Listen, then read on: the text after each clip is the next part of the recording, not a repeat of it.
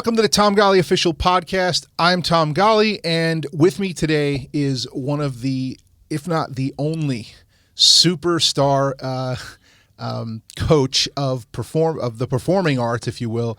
That's what I like to call it, but he may have a different title for it. But please welcome on-stage success, Tom Jackson. Good to be here. Oh, it's awesome to have you. Live music producer is what we call it. Live music producer. See, I'm learning something already. So now, Tom, my first experience with you was, I wanted to say it was probably 6 years ago. I think it was the second to last Immerse at Lipscomb, I think it was at. And you had done this presentation. And at first, I will not lie to you, I was like, what's I don't understand what this is about, but I guess I'll go check it out. Sure. And you basically talked and told a lot of examples and said, and that was all great. I mean, you know, when someone says, hey, I worked with Taylor Swift, you listen. And when someone says, hey, you know, we worked with Taylor Swift, and then after that, her merch sales skyrocketed. Yeah. And it's like, whoa, wonder why. And then you and your team had a volunteer come, like it was like a second half of the thing. Yep. A volunteer came in, and you said, okay, to this kid, play a song for us. And he played a cover, and I think the song was a Johnny Diaz song called Beautiful You. And he, you know, played a song just like anyone else would. Hey, here I am playing my song. Yeah. Yay. Good job, kid. Okay. Now, they right in front of everybody, coached him through that song. Different things, movements. Hey, hang on that chord and do this. Point at the crowd, walk around, strum a little bit, do this thing. Okay, cool. So they kind of, you know, chopped it up all through. Great. Now, here, play the song, do everything we showed you. I wanted that dude to play another song at the end of it. I'm like, this kid, keep going, bro.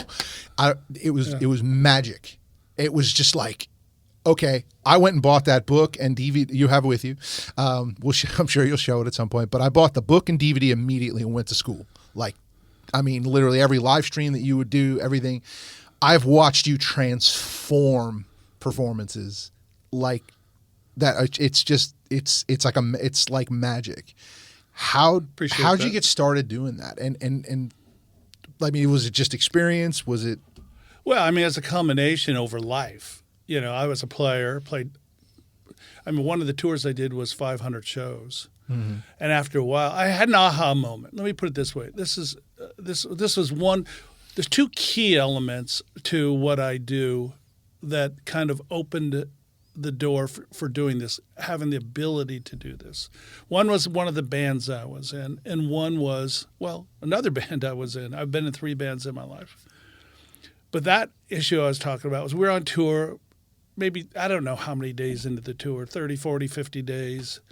It was a Saturday afternoon. We were out playing some football, the band. We'd set up for a show that night. We were not a big band. We were really good, but we were not a big band. So we're playing not in even a secondary town. It was a third-indary town.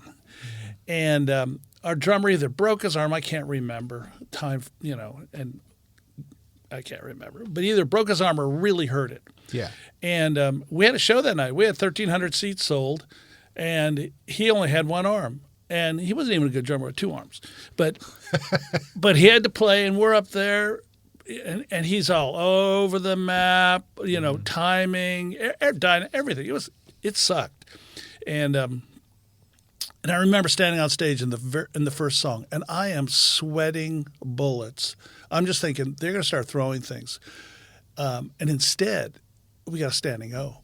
And it was like a wet towel across the face because I'm paying attention to what musicians pay attention to.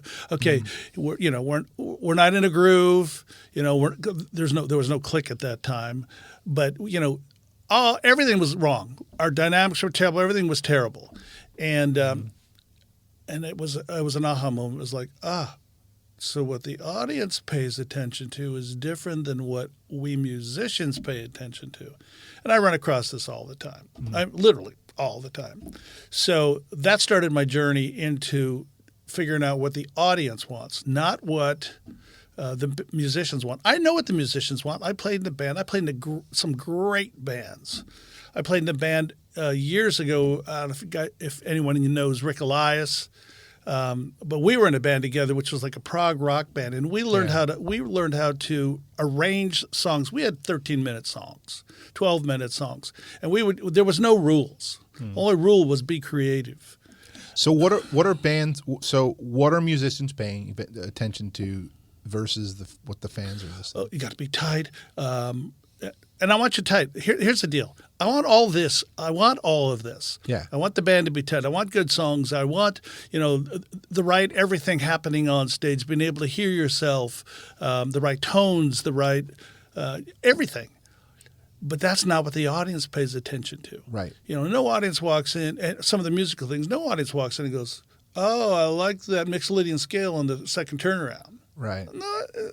No. Yeah. So, if we're being really honest here, the first thing they do is, oh, I like them. They're kind of cute. Or, that's how we decide whether we're going to like somebody at first. Sure. So, it's a different world. So what they pay attention to, it's like being a director. That's what I am. Yeah. Or a producer, like, not putting myself in that category, but like a James Cameron. He knows what the audience wants. So when he did the movie Titanic, for example, or Avatar or whatever, he knows what he's going for. He knows what the audience is going to respond to. Right. And then he directs the artists. And, a lot of artists say, well, I can't do that because I'm spontaneous. Listen, in Titanic, Tom Hanks and what was her name? The redhead. Anyway, when they were on that stick of wood out in the water, he didn't go, hey, listen, you guys are great actors and actresses. Go out and make something up. They had a script, had a plan. Now, a great artist can be spontaneous, but there is a foundation for it. Right. So plan spontaneity. Plan spontaneity. Yeah. That's exactly it. And spontaneity is overrated. If I'm being honest with you, if there's a musician watching this, they're going to go, oh, no, man, I'm spontaneous. It's a bunch of crap in most cases. I've worked with over 1,500 people on stage, and I can count on maybe two hands those that are really spontaneous. Like great at spontaneity. Yeah. So, and there's a reason for that. But, what an audience pays attention to is different. Sure. You have to keep them captured and engaged. Audiences come for three reasons. They want to be captured and engaged, experience moments, and have their lives changed, particularly Christian audiences. So the question is, artists, are you capture and engage your audience? Well, I talk to artists, oh, yeah, when we're rocking up there. And it's like, I don't mean you. Are you captured and engaged? Because your adrenaline's pumping. People are clapping your hands. There's inevitably someone that's going to like you, even if you're just a good guy and bad musically because you're a Christian. Yeah. And, they have a good heart. How many times have you heard that? But no, how do you capture and engage an audience and keep them captured and engaged through the whole night? Yeah. And a lot of people think it's just the songs. Yep. And which is a mistake. Listen, I'm all about great songs by the grace of God, and I mean that. I've worked on over 100 number one songs. So I'm all about the songs, but it has to do with how do you construct a show? How do you create those moments that keep people engaged? And that's what people mostly don't do. They don't create moments. People think, oh, this is a moment, because I'm speaking to the artist. They got to chill. Yeah. Their heart got going, and every once in a while, and there's just songs that create those moments without, they're gifts from God. One of the groups I've worked with forever is Newsong, and a lot of people poo-poo them, but doggone it, they've worked their butts off, and, they own Winter Jam, but they have a song called The Rise of My Life. You can play it anytime, anywhere. You can play it bad, play it good. It kills. Everyone stands up and starts praising God. That's a gift. The other 300 songs they've written aren't like that. Right. No, that's a powerful song. I've seen it performed at Winter Jam, and it's it's the way they've gone about performing it is, because you could probably take any group out there and just perform it there like a different way. The way they go about it is clearly it's gonna give you an experience to make you love that song. Well, the idea is to do that with every song if you can. Right. I tell people all the time, the hardest thing in this music industry, you want some advice? The hardest thing in this music industry is to write a number one hit song to get it on radio. Because it's not just writing it, it's producing it. It's getting it to the right people. It's getting the radio station to play it. It's getting the people to respond to it. All of that. And the people responding to it are usually driving in their cars, sure, yelling at their kids, honking their horn. In other words, that's where they first hear the song. So it's got to make a connection. The song has got to be geared for that audience. Right. See, what I do, and so to me, that's like extraordinary. I don't know how to do that. Yeah. But when you go to a show, people are going to the show or a concert just to have a good time, to be captured, engaged, experience those moments, and have their lives changed. So they're waiting for you, the artist, to do that. And most artists think, if I just play these songs correctly and kind of move around a little bit and do stuff, then it's going to work. Right. If they could just, and this is a deal with many indie artists. Yeah. It's not just indie artists, but this is going out to the industry. If they could just see me, then it'll be a slam dunk. Yeah. You see that in American Idol. When I first started watching American Idol, which was the first couple seasons, there's thousands, there still is, tens of thousands of people lining up to try to be a part of all this. And most mentality is, if they just see me. That's it. And which is a joke. Yeah. Yeah. It's a joke. It's arrogant. It's not intentional arrogance. It's that we're inside our own bodies. We're feeling these emotions. We're hearing ourselves. How couldn't it be good? Well, I also think that everyone, I think and myself included, everyone sort of has this fantasy. And this was my fantasy going to Nashville was, hey, I'm going to move because, I really felt like God called me to move to Nashville. And I made every excuse not to leave Long Island that I could think of. And it just, for me, almost every band I talked to prior to moving had this story where, part of it was, well, we moved to Nashville and then. Yep. So moving here, I sort of had this fantasy, like a lot of people who move here in Nashville is, I'm going to meet someone, I'm going to tell them my story, they're going to be inspired, and they're going to help me. Yep. And no one's going to help you. Nobody. The only way they're going to help you is if you pay them, or you're literally doing something that is truly special. Truly special. Yeah. And I would say, let me jump in here. Yeah. That is where most people make their mistakes, at least on the live show. Yeah. Is that they're not special. You go to all these festivals, and so many of them, forget festivals, a concert night, whatever, they're good. Yeah. But they're not special. And that's where we come in, Amy and myself, is that because inside your songs, artist, whoever I'm talking to, are those cool things that make you special that you know about.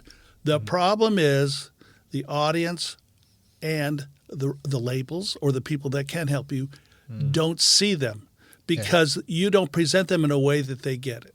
Right. Simple as that. Yeah, it's interesting because again, I've read your book. I've watched the DVDs. And to be completely honest, have I implemented all of it in what I do? You can't. No, you can't. But everything that I have implemented has freaking worked. Yeah. And to me, I've played with bands who are people have heard of, but didn't do any of the little things we did, and we stood out. I mean, there's been a couple times I've played festivals where, the people come around to how much merch you sell and all that stuff, and they're like, huh? You sold how much? And I'm like, yeah, why? You seem surprised. And then they show me, they're not supposed to, but they show me, this is what he sold. It's like, whoa, I sold 5 times the amount that guy did. He's on the radio. Look at. I work with and this is not about me. Yeah. It really is not, because I know there's people, you included, who have got something that God has spoken to, given to, sure, songs, all that stuff. But here's a perfect example of somebody that should be Newsong. I'm going to go back to Newsong because they're too old. They should be dead and buried. Every group that came up when they came up is gone. Yet they're playing Winter Jam, not just because they own it, but because they're really, really good. And I know their merch sales. So when you've got Toby, when you've got Lecrae, and you've got, name the headliners, and they're matching their merch really close. Yeah. There's a reason. Yeah. And people don't get it. It's the opening acts on Winter Jam. They just go out there. They got their 12 minutes. They just think if I go out there and play it tight, jump around the stage, and basically wing it, God's gonna bless it, and then the rest is history. Yeah. And the problem is the rest is history in most cases. Yeah. It's interesting because, so I had a guy who would play bass, and he played bass for me most of the time, but he had his own punk band up in Minnesota or whatever, and he invites me to one of his shows, and he's like, "You got to come to my show, man," and we always had this relationship of like he wanted me to be completely honest with him. Now, I feel like I have a lot more front man experience than he does at that point. And of course, I have the fact that I have studied a lot of your methods in my back pocket when I'm watching what him and his band are doing. And I would say, watching the show, at the end of it, I felt really, really bad for him because he can sing better than everyone else on that stage that night. The songs are better, you name it, but they were probably put on the worst show. And for one reason only. The three guys who weren't on the drum kit were basically flailing around like Chris Farley. It's like, it's great that you can sing, but when you're flailing around like a Chris Farley skit, and you didn't even look at the crowd. You didn't even address the crowd the entire show. And, the fourth song, you want people to clap along. And like, dude, this is the first time you've even talked to the audience. What are you doing? Well, there's a psychology. If you got my DVDs and there's a psychology to a show, right? Why do they have the bread, the milk in the back, in a grocery store? Why do they have the eggs in the back? Because everyone needs milk and everyone needs eggs, and you have to walk through the store and see other things on the way. The psychology is, why do you think Disney movies are made the way they are? They're all different, but they're all the same, right?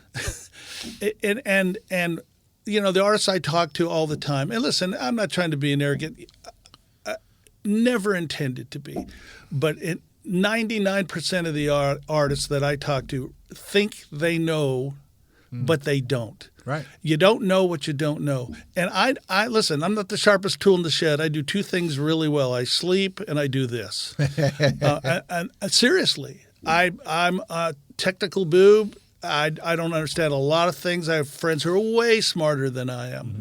But for some reason, I understand the show. And bad to good is easy. Good to great is hard. And it's a bunch of little things. It's just like being in the studio. Yeah. But live, I just did I haven't been working a lot. I had COVID. On Thanksgiving, I had two doctors tell me I was going to die. I had 60 to 90 minutes to live. Yeah, I was following that. Yeah, call your family, your friends. You're going to die in 60 to 90 minutes. I'm like, huh? But I went to my knees in my heart. I didn't jump in front of them, and I claimed Psalm 91 because I felt like God had spoken to me 4 or 5 months earlier. And saying this pestilence will not get you. And so I fell to my knees and said, God, what's up? Because I really believe that you told me this. And this is way before I even got it. But here I am by the miracle of God. Doctor said it was a miracle. I was never going to survive. Ventilator wouldn't have worked. Nothing would have worked. But God worked. But so anyways, what were we talking about? That's my excuse. Well, you were talking about how there's two things you do well. Yeah. Well, yeah. For example, this I just started working with people again, and I'm working with this country duo, and they hired me because they were doing this big showcase for booking agents. There were 600 booking agents, and there was 8 artists on the stage, and all 8 artists, 7 of them walked out, and they're really good. I mean, some of them have medium reputations. They're not stars, but they're, you would know their name. They went out and played their songs, said, here's the next song, played their songs, just did their show that they got used to. And then these girls that I worked with, we put together an 18-minute, it was a 20-minute slot. And it just blew everybody away. Now, why do I say that? Because I did it? No, because booking agents went crazy. Big and Rich's manager said, I want you to open for them, on and on and on. That's the response you want to get from your show. Because if you're not getting radio airplay, that's your only option, is building your audience one at a time. Now, this is the country, right? This is country. Okay. Because in my experience, now I could be wrong, but I'm assuming this is also a signed artist? No. Okay. Because in my experience, in the Christian industry, there's no way an indie gets asked to be an opener on a tour or anything like that. It just doesn't happen. Well, it happens, but it's rare. It's super rare. I mean, the only time it happens is if someone's paying a pretty penny to be on it, or they're like, hey, we booked 5 shows. Can we open for you? Kind of scenario. But it's never like, wow, you're so good, we want to put you in front of our fans. It just doesn't happen. Why is it that the country genre seems to be more willing to kind of go to the farm teams, if you will, that's how I look at everything in sports analogies. Well, let me say this. They had to pay to get on the showcase. Okay. So, well, the showcase makes sense. I mean, they had to pay to get on the showcase, and now the showcase gets them to open. Okay. Because the booking agents want somebody who's entertaining. It's not the artist that's signing them. Now, their manager, Big and Rich, thinks, oh my gosh, these guys will really warm up the crowd and get them going for Big and Rich. The thing is this: I can't control that stuff. I never, what you can control is what you can control. And in most cases, people wait. In fact, I just got an email. I hope you understand my heart here. I don't know really that much about the situation yet. Sure. But we just got a call yesterday about a group that just got asked to open for Coldplay. Okay. And on October 23rd. And guess what they're doing now? They're calling frantically saying, we got to get ready. We got to get ready. We got to get ready. You need more than a week to get ready. No, seriously. I mean, because it's got to become a part of you. Otherwise, it starts looking canned. Starts looking planned. It's got to become a part of who you are. Right. That's not the time to do it. My recommendation for people who are out actually playing shows. Now, I don't mean the artist that's sitting at home strumming their guitar and recording a thing or two and not, hoping, playing their local coffee house, and then the next night they're playing a house concert. But somebody's walking out on a stage fairly regularly in a year, 20, 30 times a year or more. They really need to pay attention to to my book, to maybe work with my associate. Yeah. The merchandise will go up. We've never seen not something good happen, and all it comes down to, Tom, is inside. If you're at a certain level, your songs are good. Simple as that. Yeah. You can sing, you can play. Now, the question is, how does the audience get that? That's the final key.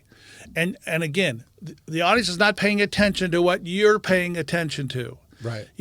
A Christian artist would say it's all about lyrics. We got you speaking to and a great voice. Those things are two elements. But sure. I don't mean this rudely, that's a dime a dozen. Right. So how do we separate? And you mentioned Taylor earlier, and this comes to merch, this comes to excitement, this comes to people wanting to book you. This is the last thing people pay attention to is the show. I can imagine when you're a kid going, okay, I'm being facetious, not to you, but it's like kids now, if I play the guitar, then I can get on YouTube and Facebook and try and see how many followers I can get, and then go into the studio and record these songs, and very rarely is it like, to me it's the stage. To me, that's where music, ministry, money, and fulfillment happens. I don't get fulfilled going on Facebook. get fulfilled going in the studio even. Now, I like the studio. I worked in the studio for 6.5 years. Right. But to me, it's methodical. Live is where it's at for me. And in most cases, for artists, that's where their money comes from. Now, there's publishing, there's Spotify, there's all that kind of stuff. But in the end, I had a conversation with Mike Smith, who managed Salvador, Sean Pierce. I mean, literally a dozen acts over the last 20 years. And I just said, Mike, where's your revenue come from? He goes, 95% comes from the live show. So, artist, whoever's listening to this, where's the last thing you pay attention to?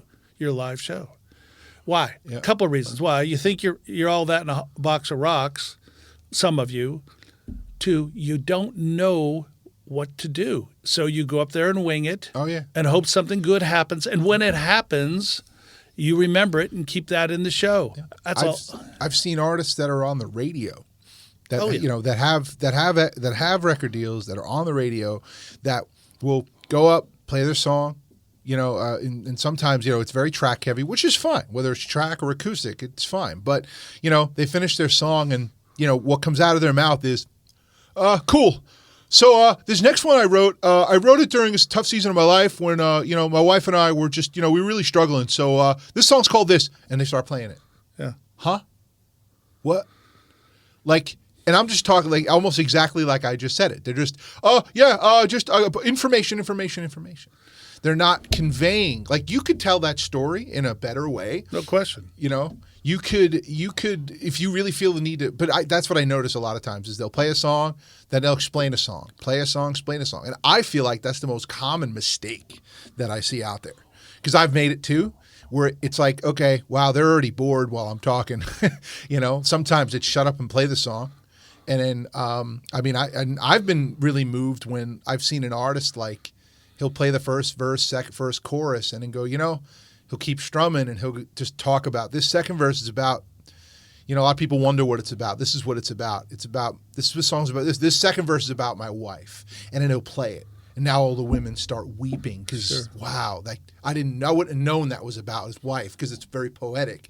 Whoa, he took a second to tell that. It's like, wow, you mean you could tell a story in the middle of a song? Yes.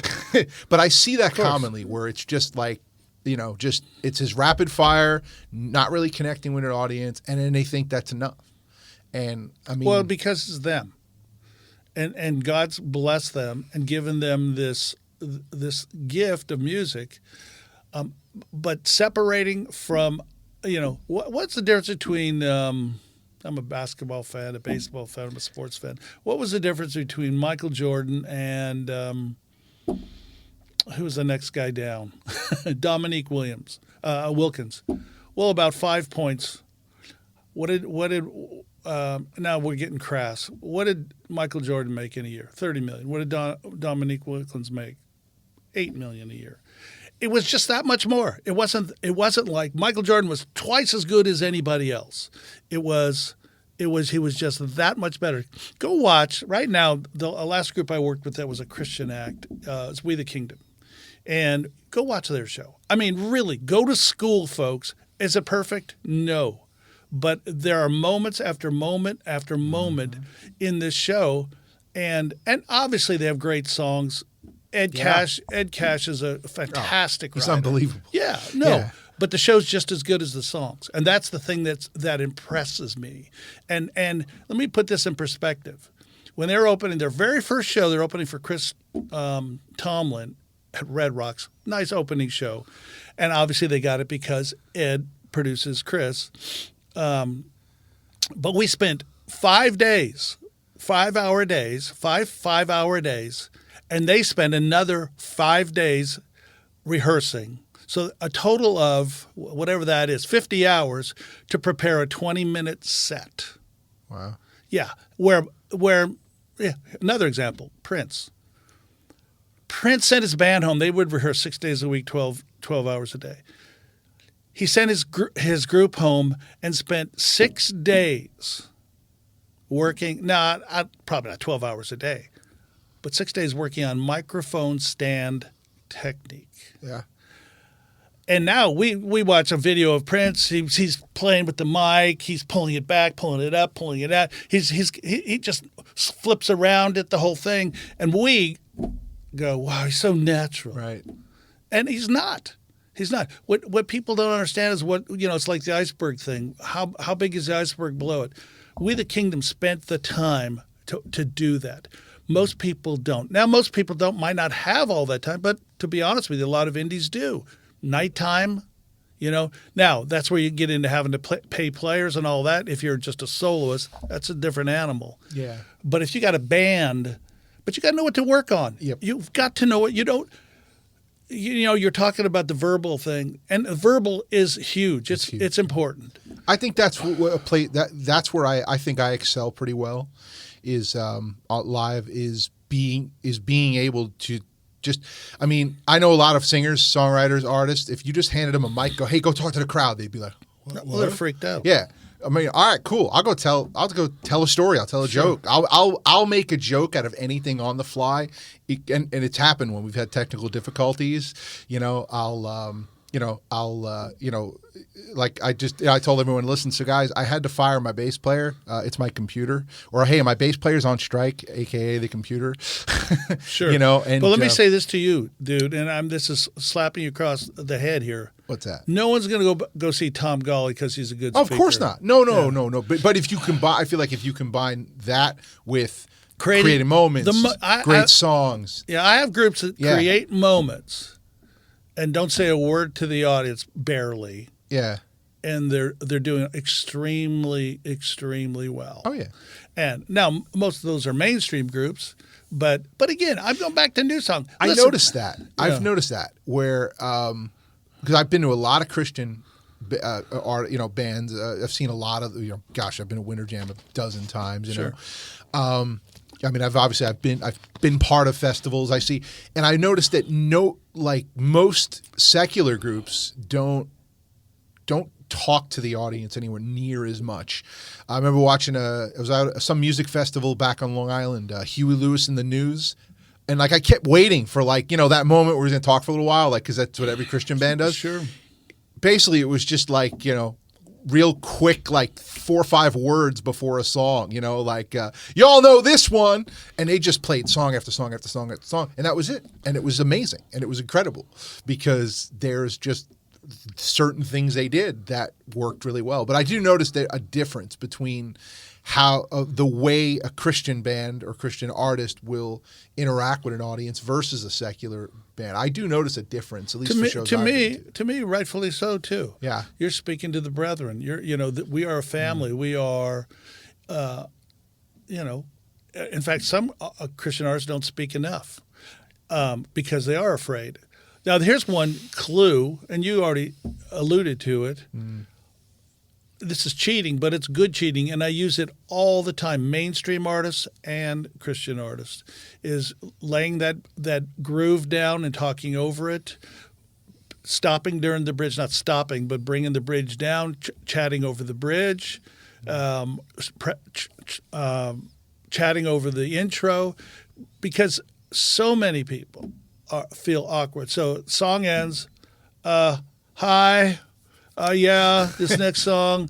Now, listen seriously. If you had a music bed or a groove going underneath that, it would not be nearly as awkward. Hi, yeah, we're going to do the. There's a groove, so people aren't captured by what I call the dead air, death eating a cracker.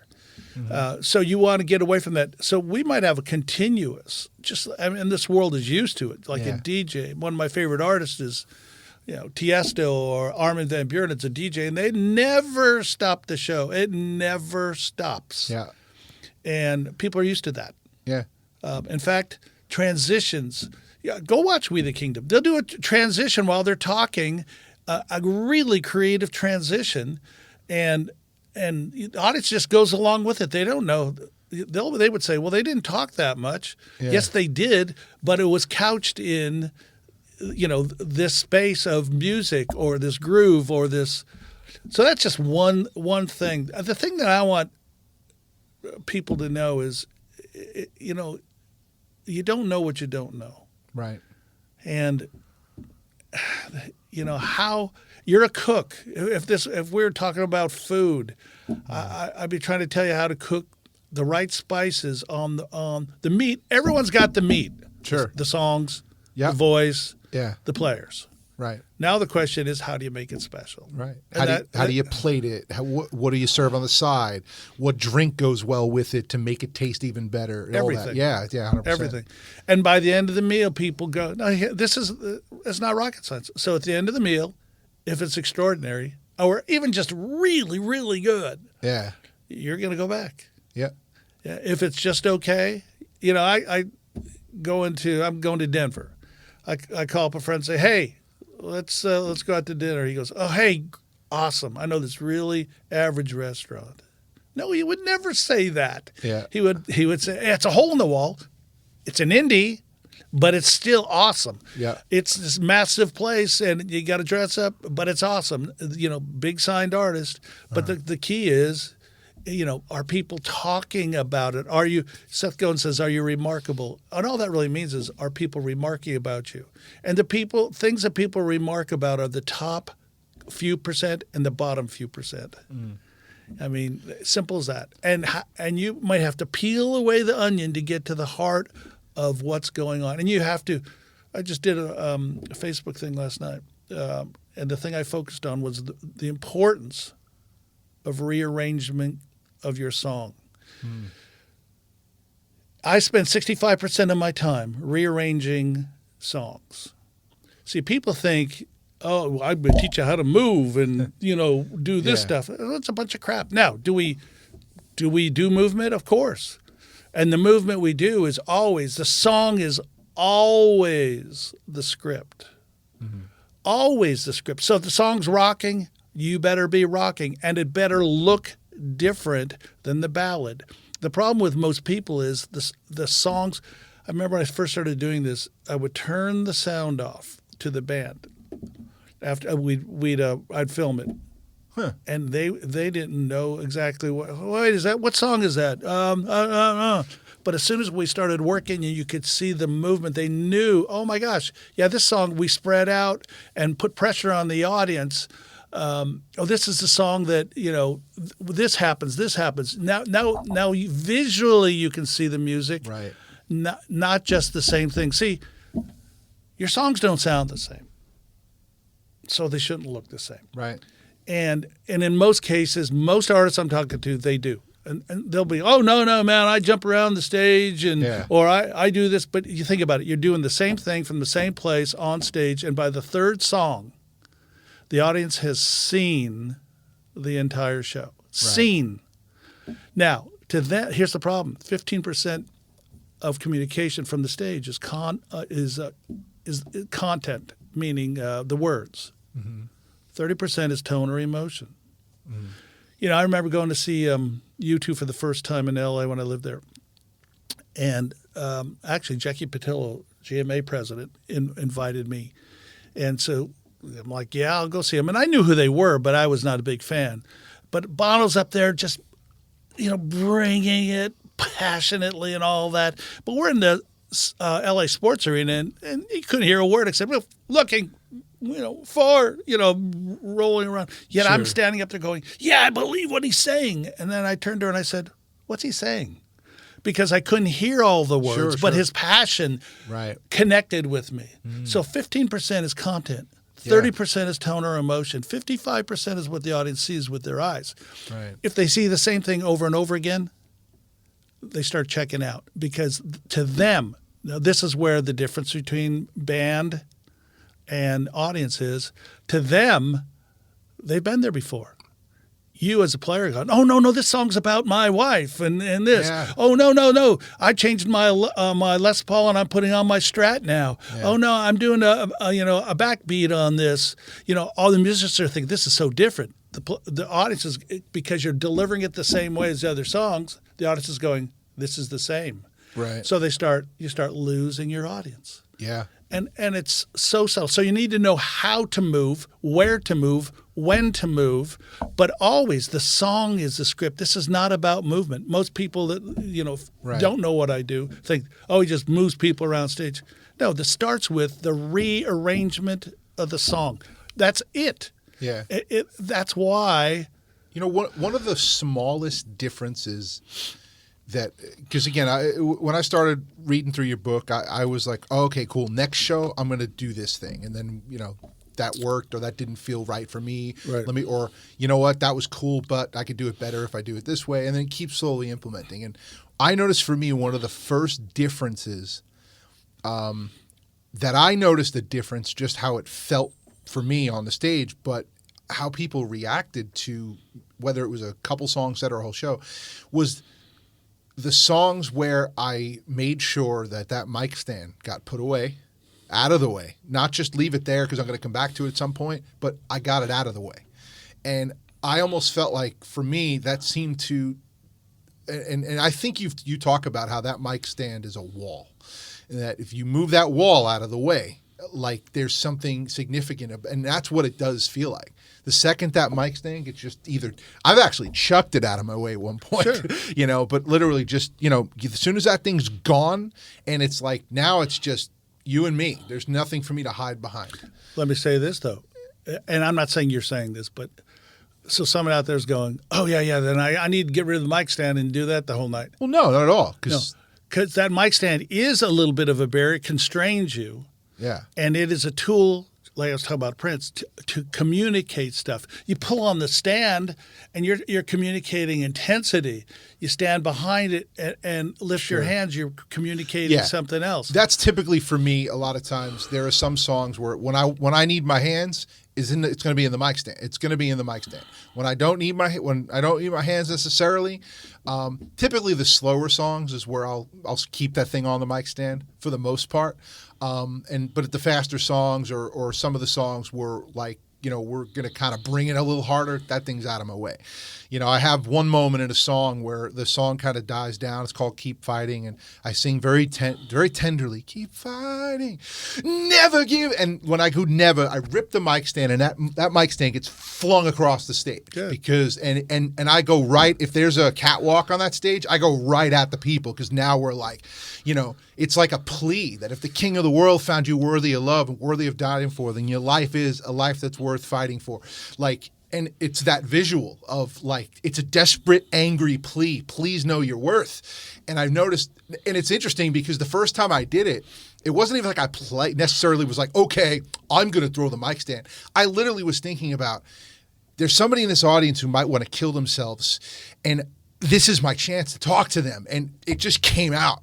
And I'm like, I had people come up to us like, thank you for playing that song. And they were crying. And I'm like, I relive that moment every time I play that song, even when acoustically. Now I don't chuck the mic stand, but I notice, man, like what a difference that mic stand is. It's such a beautiful tool, but it's also, like you said, it can be a wall, a hindrance.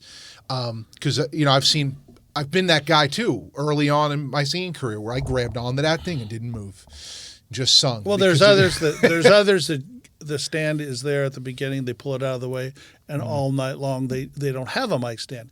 That's back to the song sounding the same, looking the same. You do the same thing over and over again. You should be on it. If you're doing a legit concert, 45 minutes, we'll say, you should be using, and you're a Christian artist, which means you're going to get to some ministry stuff. You should be using a stool, a stand, and learning how the 5 places on stage to go, how to get there. What are the 5? What are the 5 places on stage? 1, 2, 3, 4, 5. But do you have names for them? Well, no, yeah. 1, 2, 3, 4, 5, or A, B, C, D. No, my point is this: most artists wander. Yeah. They go up on stage and they wander over here, over there, over there. So that's like, and instead of going to a destination, understanding that on a dramatic song or a really hard rocker, we're going to spread the stage, is what I call it. Okay. And we sing part of the thing from there. We might start in the middle, but we go to the edge of the stage and sing to the people over here. Now, this is not choreography. The reason we're going over here is because there's people over here, and we want to change the pressure on the audience. If I want to make a point with you, But artists don't do this. They just randomly move around the stage. Singers randomly move around the stage and hope something good is going to happen. But that's like me having a conversation with you, and I'm saying, okay, so Tom, listen, it's really important to do this today because because I wanted to, you didn't do this. That's not the way to communicate. I have to be deliberate in my communication. Yeah. So I have destinations on stage, and each song, depending on the intensity and the content and where it's at in the show, you need to go to different places on stage to keep the attention of the audience. And it's not choreography, and it's not, I don't do that. Right. That's one thing I want to clear up. Not a choreographer. Now, when we did choreography for Taylor, we brought a choreographer in, Yeah. Yeah, it's this is like let me go back to We the Kingdom or Newsong. Go ahead. And because they're the two Christian, they're an old time act.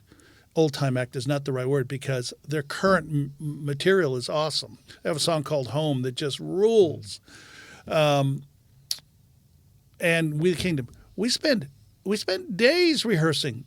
I'm nothing against you getting this urge to throw the microphone stand and go out, but that's the kind of thing we work out in rehearsal. Right. And it can be different, and it can be different every night. It's like, but you have the concept, you have the planned spontaneity. It's like I'm a big baseball fan, and so I'm a Dodger fan, and we're in the playoffs. And baseball is a simple game in the sense of you hit, you bat, you catch, but every single game is different. Yeah. The pitcher, the psychology, all that stuff plays into it. So but those guys have spent years doing the fundamentals to make those adjustments in game. In game, yeah. Yeah, but instead of going to the game and making it up there, okay, I'll learn to keep my elbow up during. No, you're not going to get to the pros that way. Right. You've got to do it now. Like this guy is opening for Coldplay, this band. Now they want to do the work. Right. We wait till we get the opportunity, then we'll do the work. It's backwards. We do the work, and then there's certain situations that you just got to do the work when it comes. But to me, the more you get together before, the better off you are. When opportunity comes, you're ready. Well, what's that they say? They say success is when opportunity and preparation meet. Yep. Yeah, 100%. Yeah, and so people don't realize what it takes. I just saw yesterday. I don't know who it was. Oh, how did you get there? Well, we practice. Practice and rehearsal are two different things. Practice is learning how to sing better. Practice is learning the songs. Yeah. Practice is, working on, if you're doing a solo, learning on your licks, you guys getting the harmonies. That's practice. Sure. Rehearsal is going into a place and working on your presentation and making those arrangement changes there. In other words, you got a song on radio. And boy, I can't tell you how many times I've had managers or artists or people in the band go, no, because it's a big hit, and I'll change the intro and the bridge and add something, and they're like, no, you can't do that. Now there's certain songs you can't. Sure. I'm not going to change Yesterday by Paul McCartney. Put a bridge in the middle of it or something. But when you're performing for an audience, the arrangement of the song, you need to leave space for two things. You need to develop themes of your music. This is how moments are created. You develop themes and you develop characters. Now themes are inside your song. I wish I could do it right here. I can't, but I listen to the songs. People send me their MP3s or whatever, and I listen to the songs. Some of the times I'll put on one headphone so I can hear what's happening over here. I'll put on the other, hear what's happening over here. On my iPod or on my computer, I'll change the EQ. I'll go from pop, which is the vocal pops out, and I'll roll off the vocal, and listen to the low end to see what's going on rhythmically so I can pay more attention to it. And in some cases, like Newsong or some of the groups I've worked with for years, I will get the track without vocal or just background vocals. And there's been multiple times where I hear a background vocal that's like, oh my gosh, that is so cool. Yeah. But when you put it in the whole mix, no one knows it's there except the artist. Right. So I'll go, hold it. Let's pull that vocal part out in the middle of this song and let people experience that. So you have a couple people come out. We do something, whether it's a cappella, whatever it is. You develop that theme. There's oftentimes, you're playing in a rock band. It's rock, right? Rock, pop? No, I'd say I do. My music nowadays is more pop than it was. Well, my point is there's a groove in pop music. There's a groove in pop rock music. Yeah. There's a groove in funk music. There's a groove in rap. The point is develop those grooves. Yeah. If it's good enough for Taylor Swift, we broke down one of her songs and in the middle of it did a whole entire drum breakdown. Drums came out. Now you can't do this.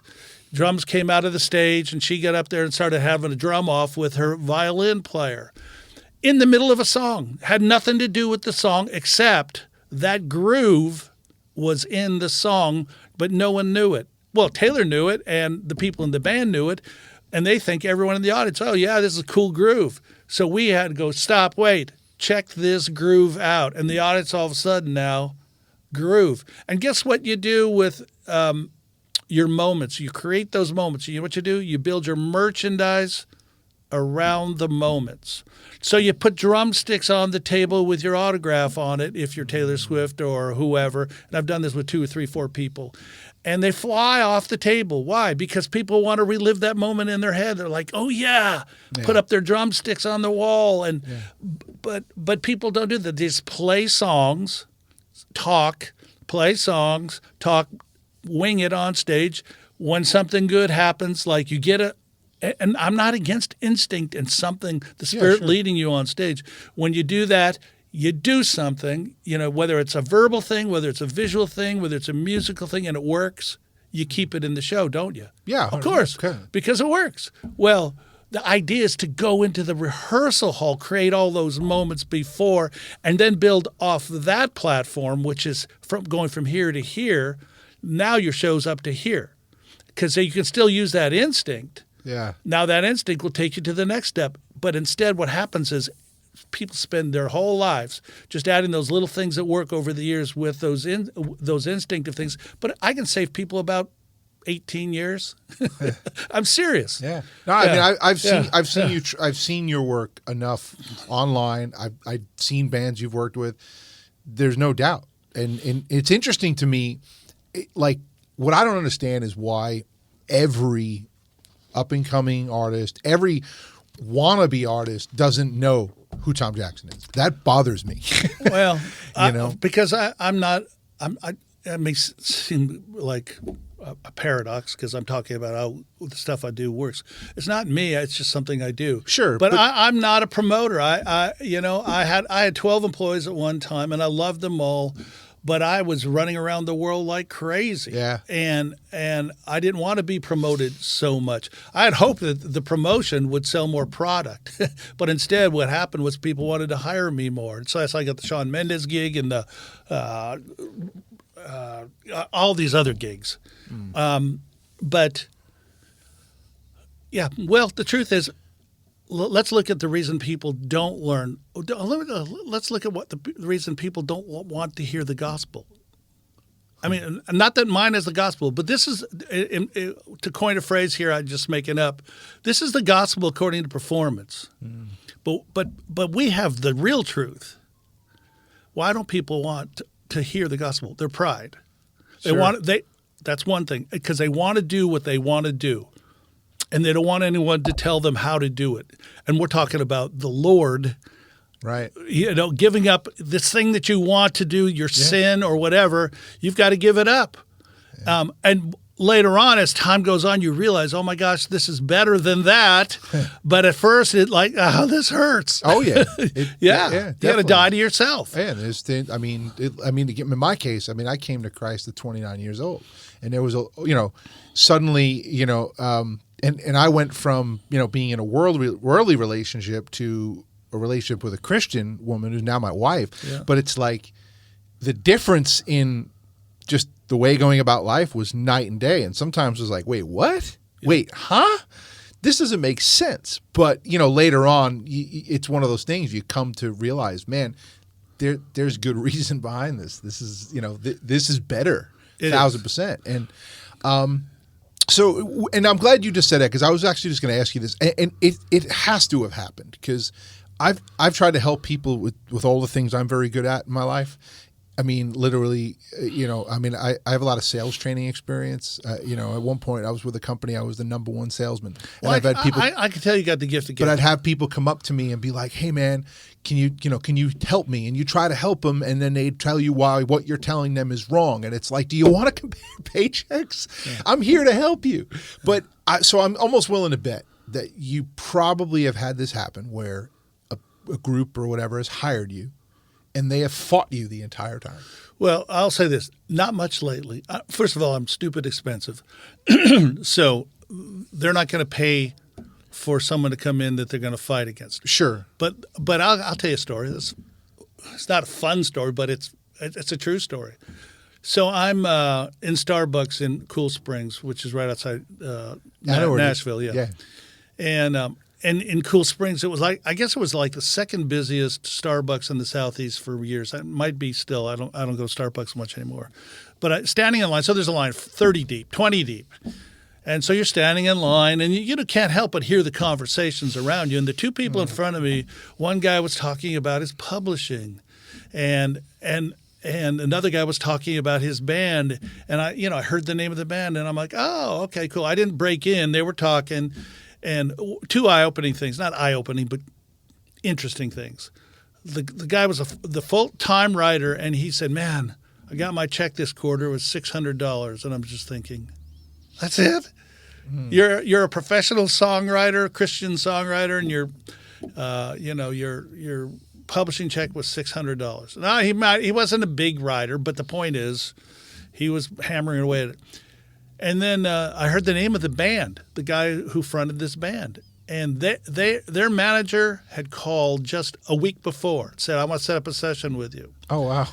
And so when they finished their conversation, the guy kind of turned around. I said, hey, I'm Tom. I think we're going to be working together. I'm going to work on, with you guys on your show. There was a pause. He folded his arms, stepped back and says, what are you talking about? Our show rocks. And I'm like, okay. I said, and I tried a couple dances, like, oh yeah, I'm sure it does, but we, make it better. But he just stonewalled me. Wow. Well, it never happened. In fact, I'll tell you the truth.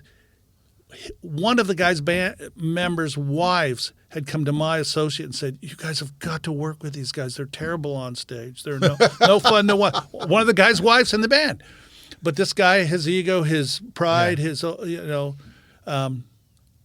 and I went, got my coffee. About a year and a half later. And they had, by the way, this was a good band. It was a signed band.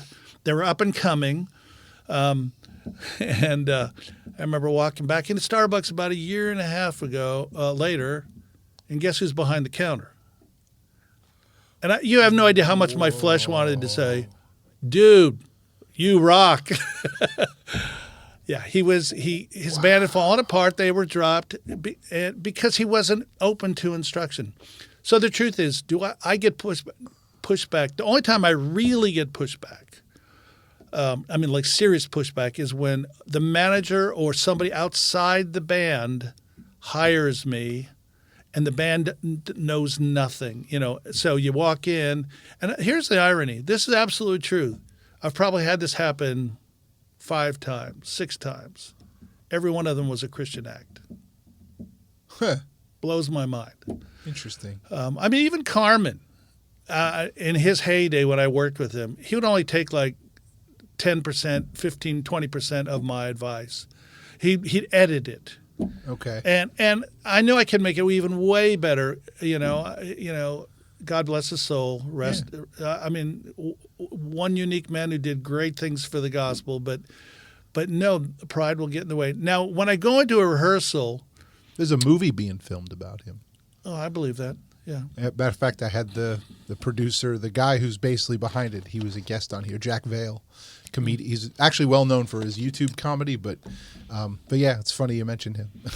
Yeah, we worked a couple times on stuff, and he worked with one of the charities I work with.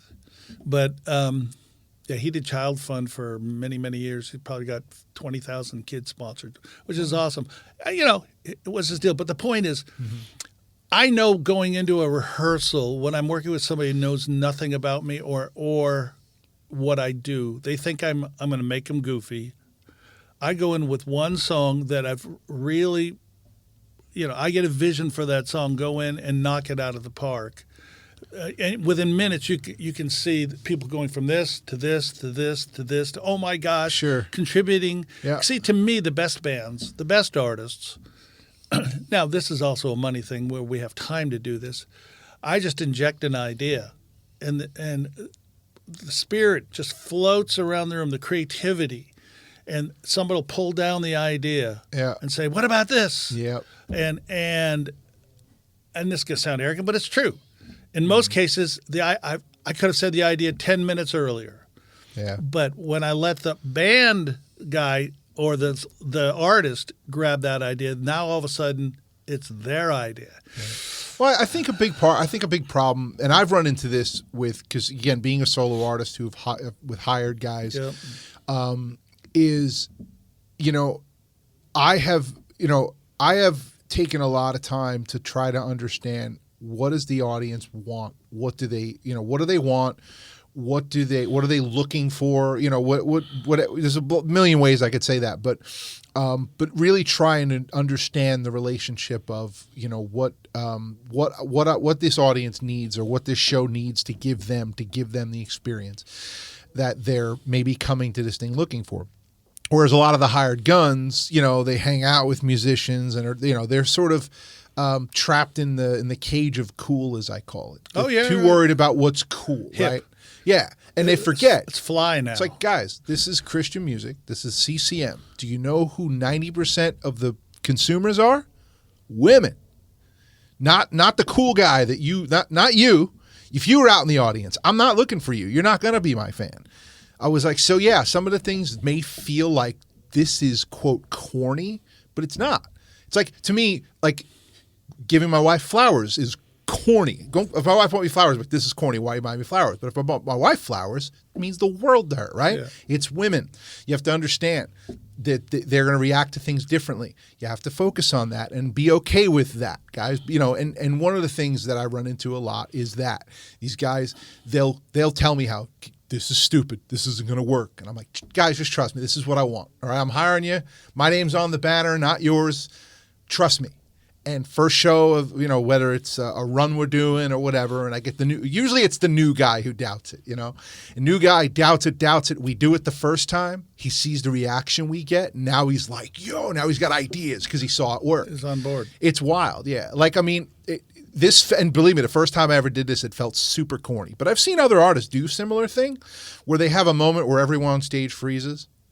Kind of thing, yeah, and and I did something. I edited one of my tracks where put a strobe on it. Yeah, exactly. People that. Go crazy. Yeah, well, we did these in festivals in the middle of hot sun, but it still worked because the only thing that gave me the guts to do it, I saw Jordan Feliz do it, and I was just like, everyone went insane when it happened. Sure. So everyone's like, this is going to be weird. No one's going to know what to do. I'm like, guys, trust me. I've seen it. So let's do it. So we do it.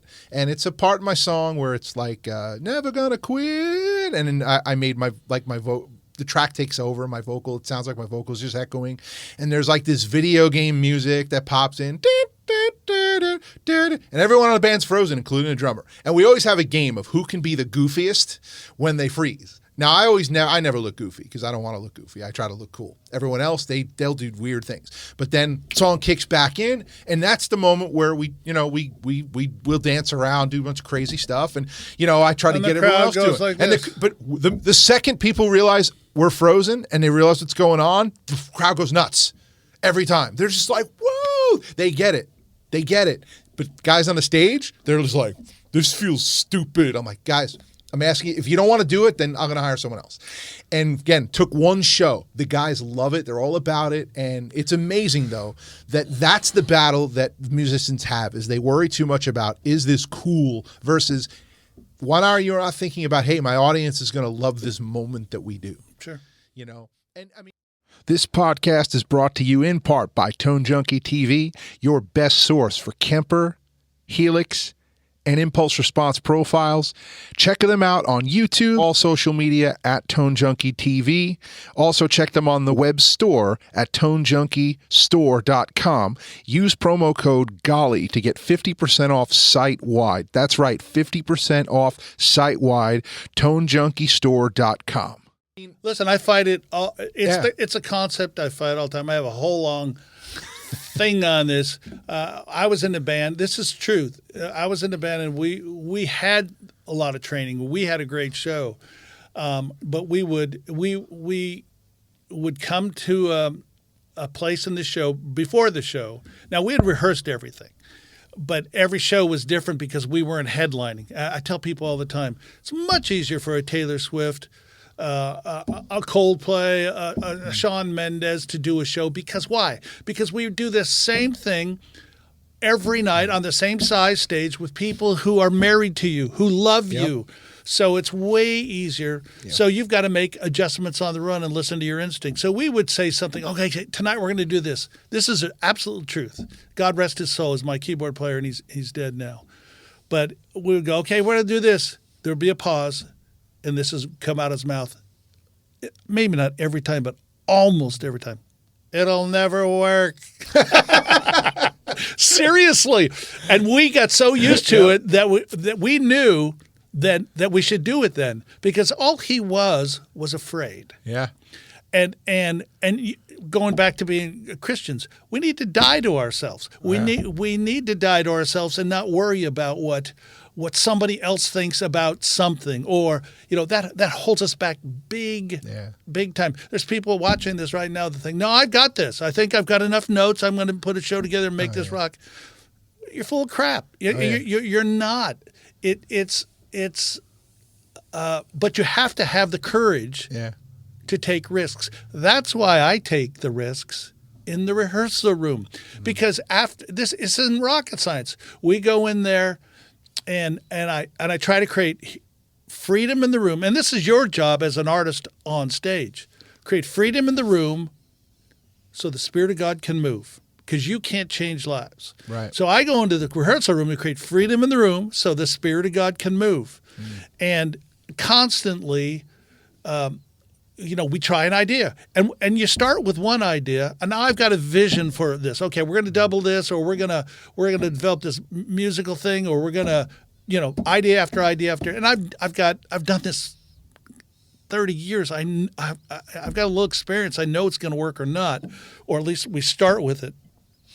So I've done a dozen, 24 drum breakdowns in shows, because everyone likes rhythm. And probably 20 of those times people say, it'll never work. And I'd say, let's just try it. We start getting something. And every one of those turned out different. The concept was the same, a rhythmic drum thing that everyone in the audience could groove to, but not one of them was the same. They were all different because the ingredients in the band and the style and the groove were all different. But the concept remains true. It works. So we knew when my keyboard plays it never work that we would do it but if you go into a rehearsal room and it doesn't work, we don't do it. Right. It's like playing. You write songs. When you're writing a song and you're writing a song and you're trying to find the right words, or if you're co-writing with somebody, most of the time, whether it works or it doesn't work. It doesn't work in the writing room. It's not going to work in the studio. It's not going to work on stage. Yeah. So, but it's the same thing. We know the guitar player. If you got a guitar player, let's just take the simple. He's got a Les Paul and he's got a Strat. He pulls out his Strat to play one of your songs. And he starts playing it a while, and it's like, let me try the Les Paul. And all of a sudden, it feels right. Yep. And everyone goes, yeah, that's the tone. Yep. That's what rehearsal is, with ideas developed so that everyone, if it doesn't work in the rehearsal room, we don't do it. Yep. You know, but here's the problem. People don't know how to rehearse. Yep. And people don't rehearse enough. You know, if Prince is rehearsing 6 days a week, 12 hours a day, Oh yeah. and you want to be in that league, you gotta pay the cost. I got the coach for the Titans, the offensive coordinator, lives 2 doors down, and I don't know what kind of life he has, but he goes to work every morning at 4 or 5, and he comes back every night at 10 o'clock. Yeah. If you're going to be the offensive coordinator for a football team, you got to do the work. Yeah, I had a guy quit recently. I had him booked to play like a run in September. This was so we're in like August. We had a couple of one-offs, and the first rehearsal, he didn't know what to do with himself because we rehearsed so I would tell everyone, hey, so here's how the transition's going to be, and this is where I want you to go. This is what I want you to say. This is what I'm going to say. This is what I want you to do. This is what I want you to play. And his head exploded. He just couldn't handle it. He just wanted to play. He just stand in a place and play. 100%. And I'm just and honestly, because of that, we played the one show, and he clearly just, from what I could tell, not that I don't stare at my guys on stage. Most of the show, I kind of forget they're even there. Sure.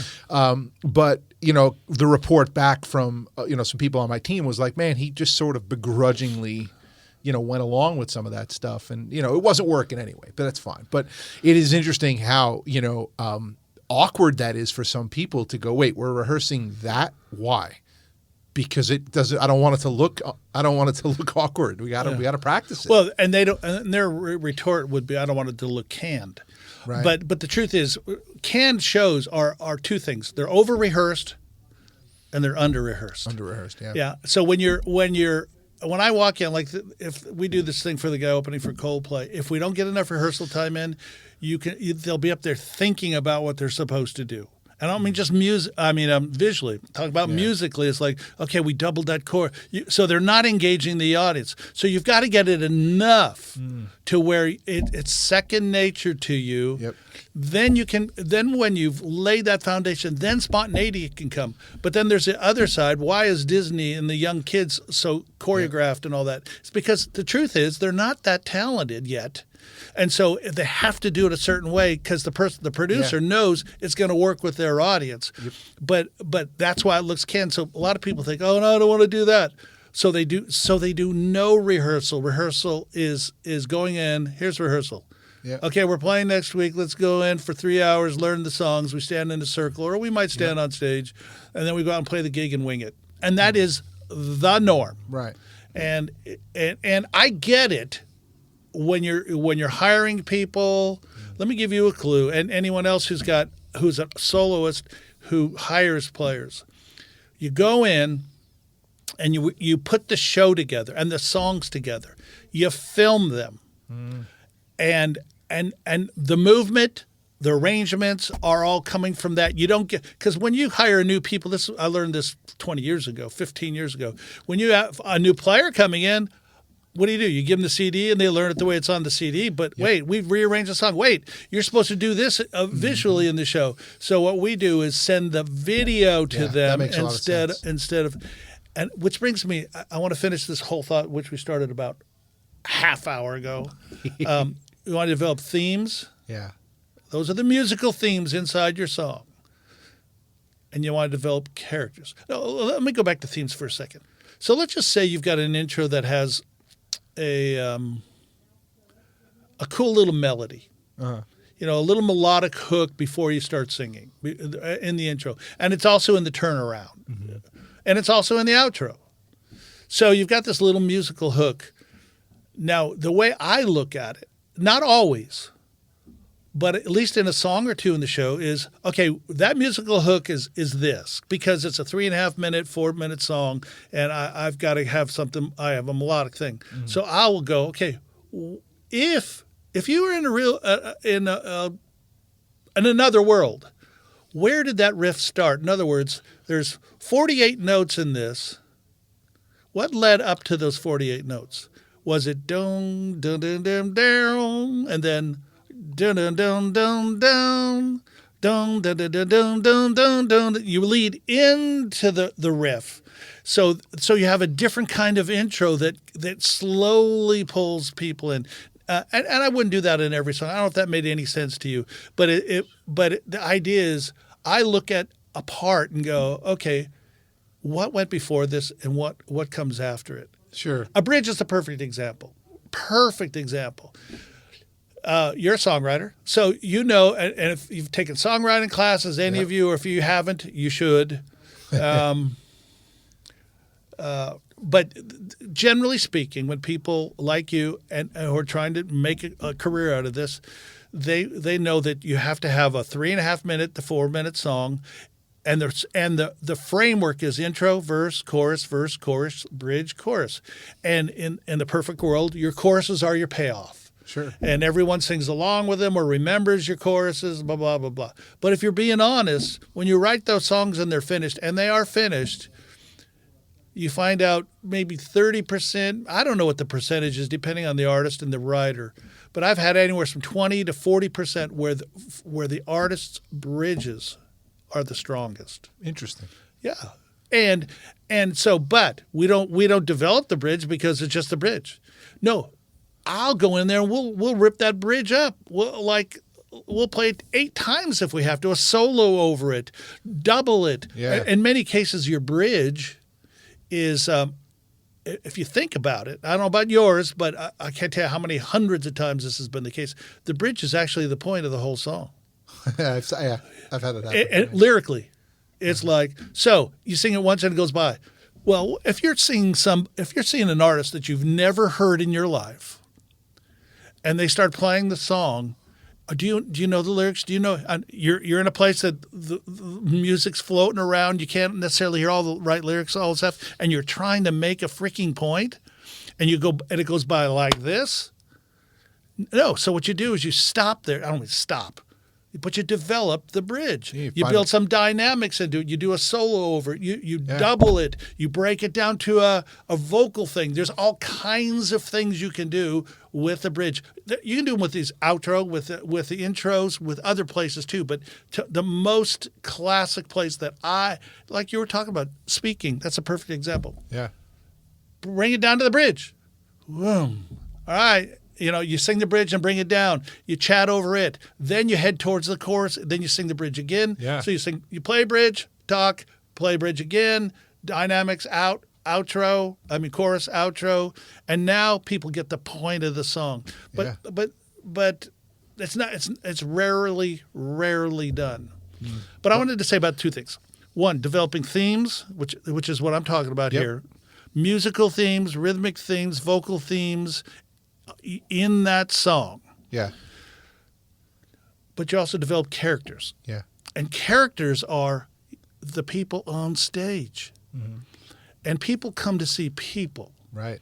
So intentionally, I create relationships on stage. I don't, I'm sure you've heard or read or watched where, 2 actors hate each other, yet they're in the same movie and they look like they're in love with each other. Yep. Yeah. You hear about it all the time. Yeah. But, and I'm not suggesting hopefully you have people in your group that you hate, but what you have to do is develop people come to see relationships. This is a true story. With Taylor, I don't know which tour it was. I intentionally took her guitar player, Grant, who's a believer, by the way, and had her playing off him through the night. It would be like this, glances, playing off each other. She'd sing to him. He'd play it back to her. I don't mean like the whole, every song, everything, but sparsed enough to where people go, hey, something going on there. So you would follow social media, and now this is a lesson to develop a wider audience. Yep. Because a huge percent, what the percentage is, 10, 15%, whatever it is. Every artist is different. But here's what was going, hey, girl, is there something going on between Grant and Taylor? Hey, and it was all these little threads going through, I saw our singer show was great. Hey, are they having a relationship? Sure. So people are paying attention to that stuff, but we don't. Oh, yeah. We go up there and play. And like you said, I'm not trying to hammer you, but said, I don't even know what they're doing. You should know what they're doing, particularly with the movable pieces on stage should play off each other. And I'm not talking goofy, Yep. This thing. And I'm not saying that's goofy all the time. Right. It's got to be the right context, the right band, right. But no, relationships. So you leave space. This is the arrangement again. You leave space for the characters, for personalities to come out. Yeah. And obviously yours is if you're in your gig, yours is the main one. Sure. But have you ever seen a movie where there's just one actor? Well, there's one. No, it's not even one. My Dinner with Andre. Boy, no one will know who I'm talking about unless this is late at night and you've had a little too much wine. But my point is, every star has a co-star. Yeah. They're supporting actors. Yeah. And your band has got to be supporting actors. So if you've got a strength, And your book talks about that. yeah, you've got to. I've implemented that in a big way. Where a good amount of the time, and now I have taken on the business approach, right? Like a good amount of CEOs, they're probably the least talented guy in the room. They're just smart enough to be able to cultivate those people. So everyone on stage is more talented than I am. And most of the time, I usually have someone who sings like a bird, plays guitar like nobody's business. And good amount of time, depending on the show, not every show, but there's some shows where it's the right thing to, at some point the band's been introduced, but at some point where it's like, hey, you know what? I don't know if you guys know this, but this guy's one of the best singers I've ever heard. Right. He doesn't do this much, and he's going to kill me. But man, would you sing a song for these guys? Now again, do we plan that? 1,000%. But do they know I planned it? No. That's what we played it off. Sure. And he comes up. Oh, all right. Cool. And he'll play one of his originals for people, acoustic, and people love it. And then people are like, wow, that's so cool. And people are super supportive of him, which is what I want. But it's like you said, it's like, okay, I'm the front man. Great. My name's on the banner. But I think it does a lot. It says a lot for me to be going, hey, I'm sharing this with him. Yeah. Totally impressed me when I first started working. Boy, I'm dating myself again in their prime with Phillips, Craig, and Dean, and they didn't care. They would have an independent open for them. There was not an ego thing to them. Their humility was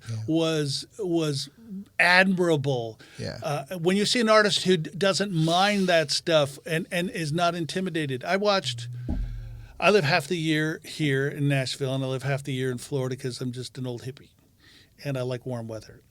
And I went down, and Joe Bonamassa, I don't know if you know who he is, fantastic guitar player. Oh, yeah. And I love his voice, unique voice, was doing a show. And went to the show, and all my friends are like, Joe. And I'm watching the show, and the first 3 songs, I'm like, okay, this guy is an amazing guitar player. I love his voice. It's unique. But by the 40th minute, I'm like, okay, Joe. He had 2 or 3 background singers up here. He had a full band. And the only person he interacted with was his keyboard player who at all. And it's not just interaction. Immediately, one thing, if you guys do buy the book or ever we work together or that kind of stuff and you really study it, there's one disclaimer. You will start not liking shows as much as you used to. It's absolutely true. I haven't enjoyed many shows. I can't even go to a concert anymore. It's hard. But it's your business, and you should know this stuff. But anyways, he had these ladies on stage that sang like angels. And all he had to do is, and they were up on a riser. All he had to do is bring them out. And I could have created a 10-minute play off each other, guitar, voice, flirt, fun, and instead, boom, he was thinking from a musician standpoint. I'm going to nail this guitar part. And let me say this about Joe Bonamassa, a perfect example, and I'll flip-flop it with Taylor. Most of the people go see Joe are guys because it's a rock guitar, lots of solos. Lots of solos, did I say lots? And I love solos. I'm a guitar guy. Are you kidding? But the problem was he didn't put it in the right. He didn't make it interesting enough. And here's what happened: about 40 minutes, and you could tell even my friends. I had about 8 friends that went, and we walked out, and they just, it was really great for the first 30, 40 minutes. And here's what's happened: is that he keeps going to the same place over and over again emotionally. Yeah. In other words, nothing changed visually or emotionally with what he was doing on stage. It's like going to a restaurant and somebody's saying, I'm going to give you a 5-course meal, 3-course meal, whatever it is.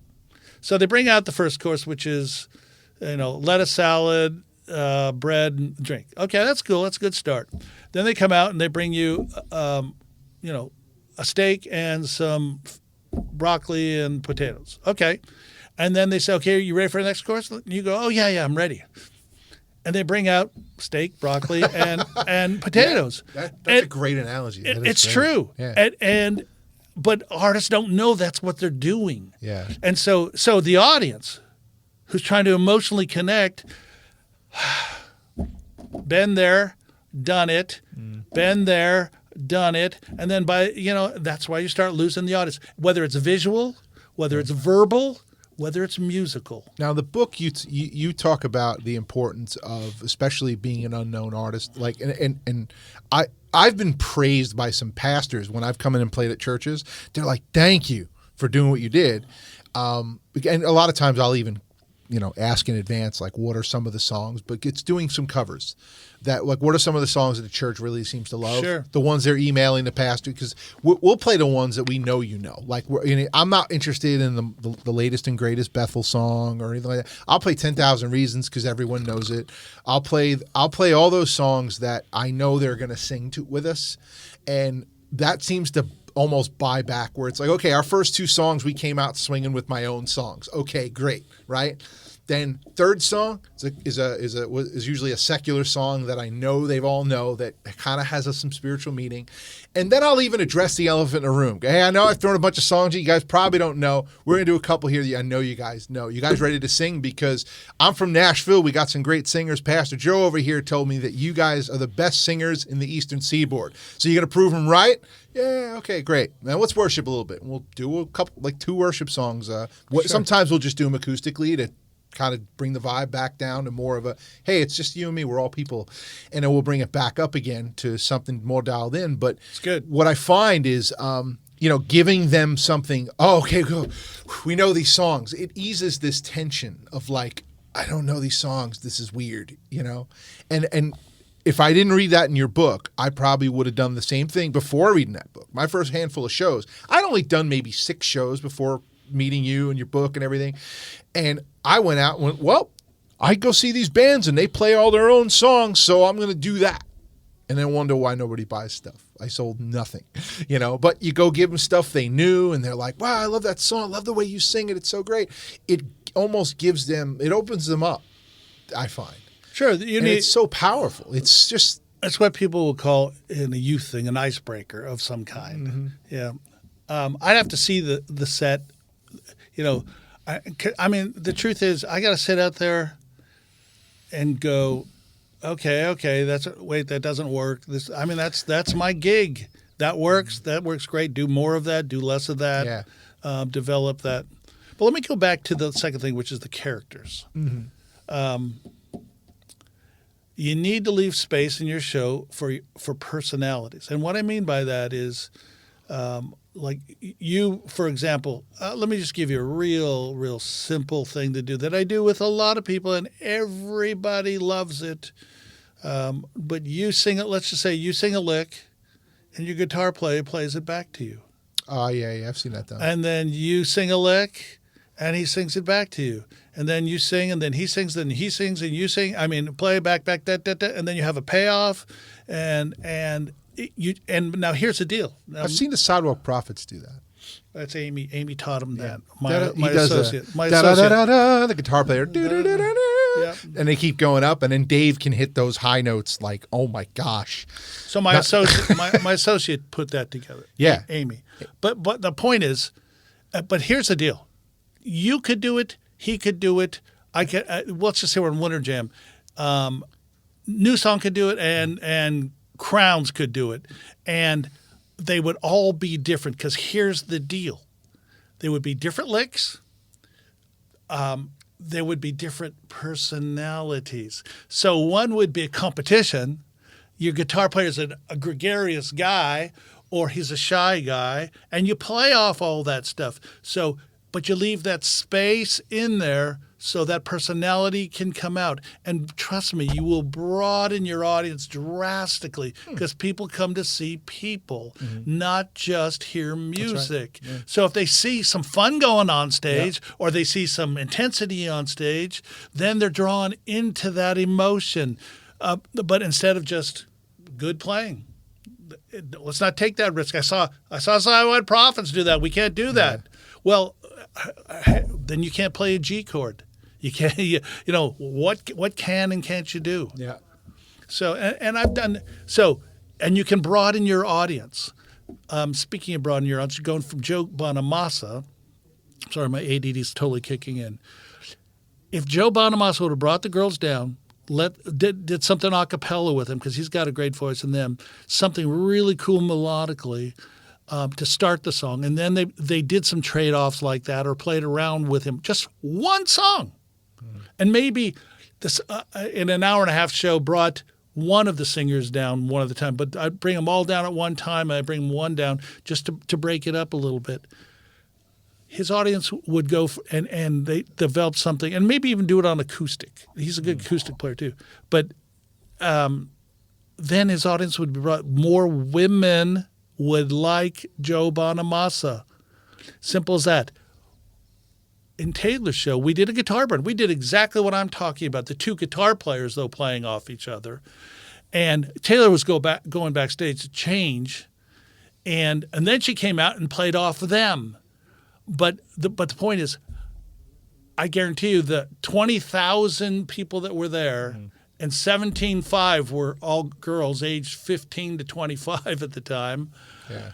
But the 2,000 guys that were there were like, going home going, no, man, that show rocked. And you'd have, the skeptics, oh, I hate Taylor Swift, saying, no, there's no way it rocked. But the truth is, it did. And that's why her audience, not me, but that's one of the reasons her audience has broadened, because she's given food for everybody, not just this one little slice. Yeah. That's where the Becky thing comes in Christian music. Yeah. It's like, yeah, you can be successful doing that, no question. Casting Crowns, I love those guys. They bought my DVD series before they were even signed. They don't use it. Yeah. Maybe they use the psychology. I don't know. Maybe, yeah. But it's exactly what you're talking about. I saw you talk about that thing you did like one of the live streams where you worked with a band live on Facebook. It was a couple of years, probably about 3 years ago. But you'd done something with them where it suggested kind of play, almost like a little moment of playing around with one of the people. So I had an idea. It just came to me because we didn't have time to really go over this. We played a festival, and there's it's a long instrumental break. And basically, so the guitarist and the bass player start sort of playing off each other a little bit. So I get involved, and I go and I take his hat, put it on my head. I take his sunglasses, put them on, and finish the song with their stuff. And then at the end of the song, I'm like, hey, can I keep these? And they're like, no, give it back. And they took it back. And I'm like, so when you took it, was there a reaction? Oh, yeah, 100%. It was like, what are you doing? Yeah. That's what the audience. Yeah, 100%. Yep. Yeah, and that was just happen. Again, that was like hey, there's room to try this. Let me just do that. It made sense why, again, it's like things like that have happened, and it's like, wow, this felt right, people laughed, people reacted. And I feel like anytime you do something during a show that gets a reaction, applause, a gasp, people sing along, people go, woo, whatever. Like, dude, that's a win. Write it down. Think, why did that work? Where can I do more of it? Where should I maybe do less of it? Or how can I do it better? You know, and that's something I feel like as an independent artist, I feel confident enough to say that I feel like I do pretty good on stage. And I owe it 99% of it. I owe to reading that book and watching your content because it is just that's nice. It's just brilliant. And could I do better? Of course. But my recommendation, of course, and this becomes a financial thing, no question, partly, but also even if it's not hiring us, it's going into the rehearsal room and working those things out. Because in your head, if you do extract, develop those themes. If there's a theme inside your song that is like, oh, this is such a cool rhythm. Oh, this is such a cool melody. What a great vocal line here. Let's milk it. Let's do it 3 times instead of once. Well, you wouldn't do that way on radio. You wouldn't put that on Spotify, but you would live because live is a different example. Different. It's a different audience. And it's a amazing different atmosphere. How many guys come to play for me, and they're like, "Wait, what?" Like, radio song's different. Yeah, like why? That's different. Like, well, yeah, because. And a lot of times it's, the track will take over there anyway because it's just a stomp, stomp, clap. And I have a song called Not Going Back. This is not in the record at all, but normally there's like a down chorus there sort of, with some gang vocals where it's like where they're sort of singing along to the chorus. It's cool in the recording, but live, it was an opportunity to, again, after reading your content, of getting the crowd. Sing it with me. I'm not going back. So let me ask you this. You just get them to do that back and forth with you, Let me ask you this. But you're running the track. Mm-hmm. Did you edit the track? Oh, yeah. Oh, yeah. Yeah. It needs to be developed. Should be like, 3 times through instead of just once. Otherwise, it'll go by. Yep. Might be 4 times through. Okay, yeah. good. It's 4 times through. Then it's like the guitar Back player, back in the chorus. Yeah. Yeah. But it creates this call and response. I'm not going back. You sing. I'm not going back. Right. We do it for, one more time. They do it again. Then we go back in the chorus again. Boom. But that's early. That's probably about the second or third song in the set. It's the first time I'm trying to see, are they going to do what I ask them to do here? And usually thankfully, when I know the show's good, when they're all doing it, I'm like, all right, we got them. But then after that, we do. I don't remember where in the book this one was, but it's talking about the band intro, not just here's Joe on bass, Steve on drums. Because I saw you sort of make fun of people doing that, like that's Steve over there on the drums, and I got a bass player named Mike, and that's Jerry on the guitar. Yeah, thanks guys. Like, what's that? So.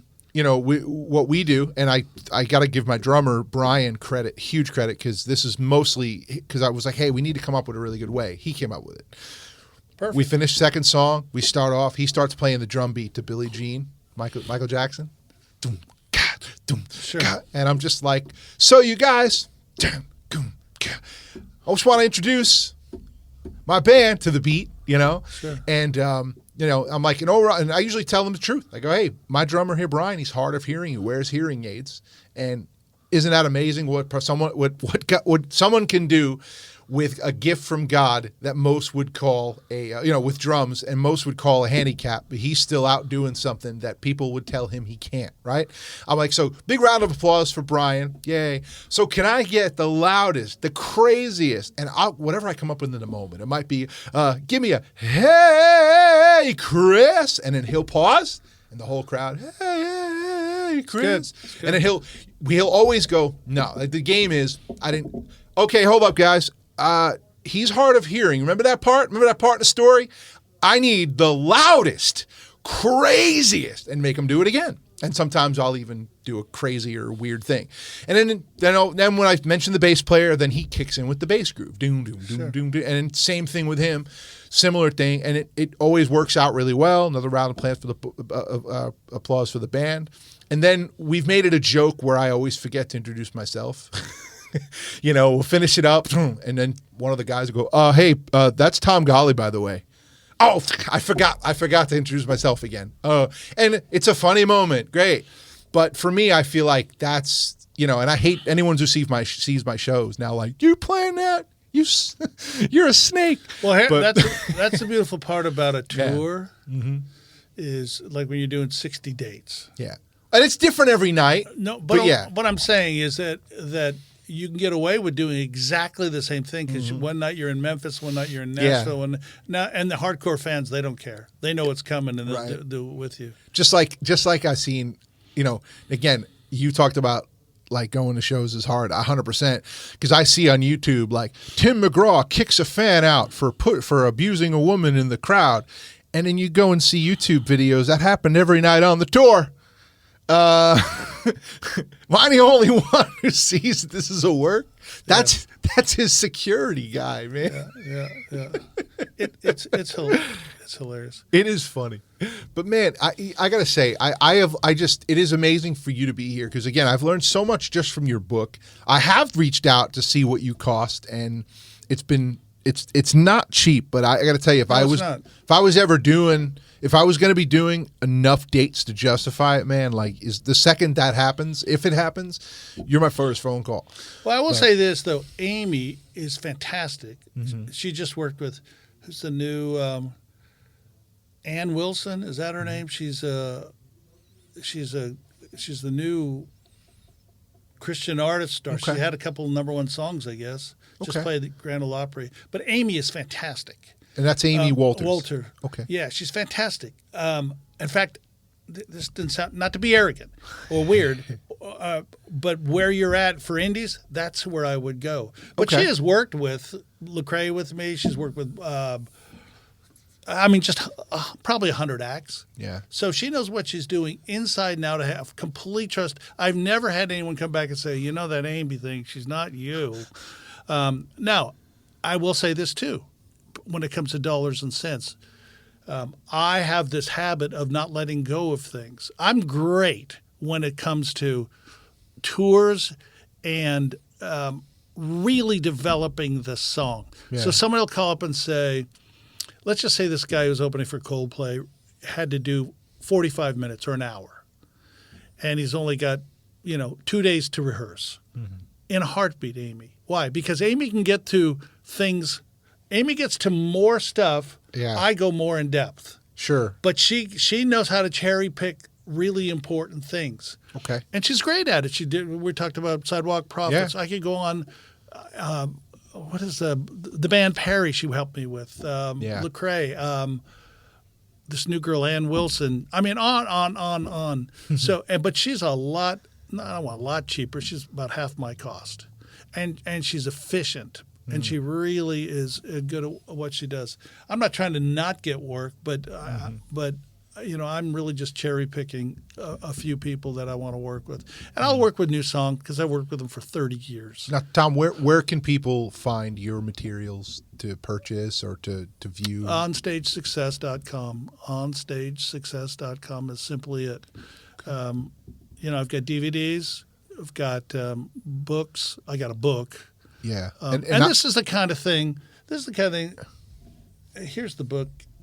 Anyone who's been 400 pages. Yep. And I also talk about how to make a living, which is something we probably should at least touch on. But in this book, this is the kind of thing that when I watch a group that I've climbed on buses, and these are on a lot of buses in the world, Oh yeah, touring I have that. I have that book. It's on it upstairs, my upstairs rehearsal studio. It's on the desk, and I have read it cover to cover, but I constantly will go back and go. It needs to be marked up. Yeah, just like. I have I've posted notes with certain things. Because I'll go back and go, what'd the book say? Yeah. I'm just saying this is not a novel. This is not a theology book. This is something you bit by bit by bit by bit. Oh, yeah. You add to it. It took me 20 years to write it. These are not theories. I hope this kind of works. This is stuff that I know has worked hundreds of times thousands of times with hundreds of acts, all dating all the way back to the Imperials in their heyday, to We the Kingdom and You Jars of Clay, for him. Oh, yeah. I mean, literally stretching for 20 years. So if there's all right, so if there is one, and I know that this is probably a very hard question. If there's one concept that you feel like every artist needs to like just buy into right now when it comes to live performance, what is that concept that they need to buy into and change? The most, like, before you get to all the other stuff, like, what's the number one thing? Become teachable. Boom. I love that. Set your pride aside. You know how Satan fell. Pride. Yeah. Yeah, and it's in our sin nature, but become teachable and learn from people who know. I learned from my pastor. When it comes to spiritual things, I find books that really resonate with me. I like to study some theology, Tozer, and I don't R.C. understand. Sproul. Maybe it's because I come from a sports world, but man, because again, I've just my whole life sports, but like some of the greatest. I mean, shoot, I'll use Tom Brady for that matter. Sure. Tom Brady still calls Tom House in the off season. Hey, I need to work on my mechanics. Yeah. Like 7 Super Bowls, he's not sitting back going, "Hey, listen, I've won 7 Super Bowls. I know how to throw a ball." He goes, "No, Tom House, I need to throw the ball better. Can we work out?" He goes into the film room. Totally right. Yeah, goes into the film room. "Hey, man, show me all the times I missed. Show me all the times I missed open receivers. Show me all the times I threw a bad ball." He wants to show me what I did wrong first. He wants to get better. I don't want a pat on the back. I don't want to hear how good the show was. I struggle with that. I can't be on worship teams anymore because I can't stand coming off a stage after worship and people go, "Hey, sounding good." Like, get off me. I don't want to hear that. I don't care about that. That's first off, I'm not up there worshiping God on a Sunday morning, caring about how I sound. That's number one. But number two, it's like when I go back and listen, I want to hear. First thing I'm listening for is, man, where was my timing off if it was off? Where was my, was I dialed into the song correctly? Was I convincing in the way I sung it? Those are the things I want to see. Hold on. I feel like stop. Go ahead. What musicians would think about.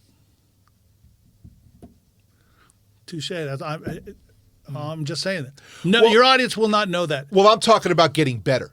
Like getting better as a musician, okay, you know what I mean. What I would craft, what I would do. I've heard you sing. I mean, it was sure 4 or 5 years ago. You can sing, no question about it. Yeah. You don't need to get better as a singer. No, let me say this: yes, you do. But this is not going to make a difference in that. What you need to do is spend time. If you can sing like you, write songs like you, and these are all good stuff. Yeah. Is go back and look and see, okay, how can I make this show better? Why isn't the guitar player coming out and playing off? For example, the bass player and the guitar player are doing a riff together. Now, what I mean is, if you got to listen for it, and then that's what I listen for. I'm like, oh my gosh, they're playing the same thing. So who knows they're playing the same thing? Nobody. Yep. But if they come together, and I don't mean goofy, but if they come together and play off each other, all of a sudden the audience sees the music. Yeah. Now they hear the music, which keeps them engaged in the show. Right. And it's a constant thing like that. And I don't mean to slap you. Well, I was talking about Sunday morning worship and why I struggle with it because, with it because I again, like a Tom Brady, I'm not interested in what I did good. I want to know what I did bad, what I can do better on. That was the analogy I was talking about. But I think it's good to look at tape and go, wow, that worked. And we can develop that even more. Yeah. We can run 2 plays off that. That play worked, but we can do a play with a hitch in that. Yeah. So now we've got 2 plays instead of 1 that we can pull out of the hat. What I think musicians need to do, and this is something because I've learned I've had the aha moment. I've sung a song and come off stage going, oh gosh, that was terrible. And then watch the video and was like, dude, that freaking rocked. Yeah. So I need to stop worrying about it and about that and just watch the film. That's what matters. Watch the film. Because it's hard to watch yourself though. It can be, yeah. It can be. I mean, I think at some point you get used to it. But let me say this too, though. Again, I'm not trying to be rude, and I'm not talking about you because I've never seen your show. Sure. You can watch the film until you're blue in the face, but if you don't know what to change, you know, I watched other people do what I do or do what Amy does, and they major in the minors. Oh, right here you need to smile, and I'm thinking, you know, or right here you need to do something. One of my best friends, you know, he's done it. I watched president of labels tell people what to do, and it's the wrong thing. And they're majoring in the minors. When you're so yes, filming is good, but if you don't know what you're looking for, and that's why the coaches are there. That's why you've been coached up in a way to know what to look for. That's what's important to me. Because I've heard so many times, it's always good to get an outside, you know, eye on our show, and I'm like, no, it isn't. I don't want to say, I shouldn't have said that. This girl who Amy's working with, and she's blowing up. I mean, at least I guess, because I don't listen to Christian music, but she's had a couple #1 songs, and she's hot stuff right now. But their manager called me and said, you know, because Josh Bailey, who runs, I think it's Capitol. It's Capitol now, yeah. Yeah. Well, Josh used to be my secretary. So, he told the manager, you need to contact us. And so he did, and we talked a bit. And you could tell he's reluctant. He goes, you know, I got some people in my office. They're helping her with her show. But I convinced him to hire Amy for 4 hours, just 4 hours, and see how it goes. And one thing after another, Amy came back and said, whoever was helping was stupid. They did not everything, but so much wrong stuff because they don't know what they're doing. You know, Phil Jackson. There was a reason the Lakers won 4 championships and didn't until they got Phil Jackson. They had the same players. They had Shaq and they had Kobe, but they still didn't win. But there was some way to rise that up to a certain level. Yeah, it's kind of like vocal coach. Like I hear a lot of people talk about vocal coaching, and they're like, you know, I'm like, oh, who are you taking from? Oh, this guy, and I'm so, you know, and they'll tell me some things like, oh, the guy's a great singer. Well, that's great that he's a great singer, but can he systematically bring your voice to what it's capable of? Yeah. Such as I worked with for a couple of years I worked with Jeff Mathena, who worked under Brett Manning, and then Benny Meza, who I work with now, and they just have a way of systematically taking your voice and growing it and building it in a way that just someone who sings good can't really do. Well, let me ask you this though. Did you go in and just take one lesson and read a book? Absolutely not. It's a process. Yeah. And that's what... Worth every penny, too. Yeah. I wish I could wave a wand, give somebody a red pill or a blue pill, and they become great performers. But you have to be educated on what to do, and then you got to put in the work. And if you don't have to. I'm talking to people right now, there. You don't have to, but if you want to get to the place where you're doing this for a living and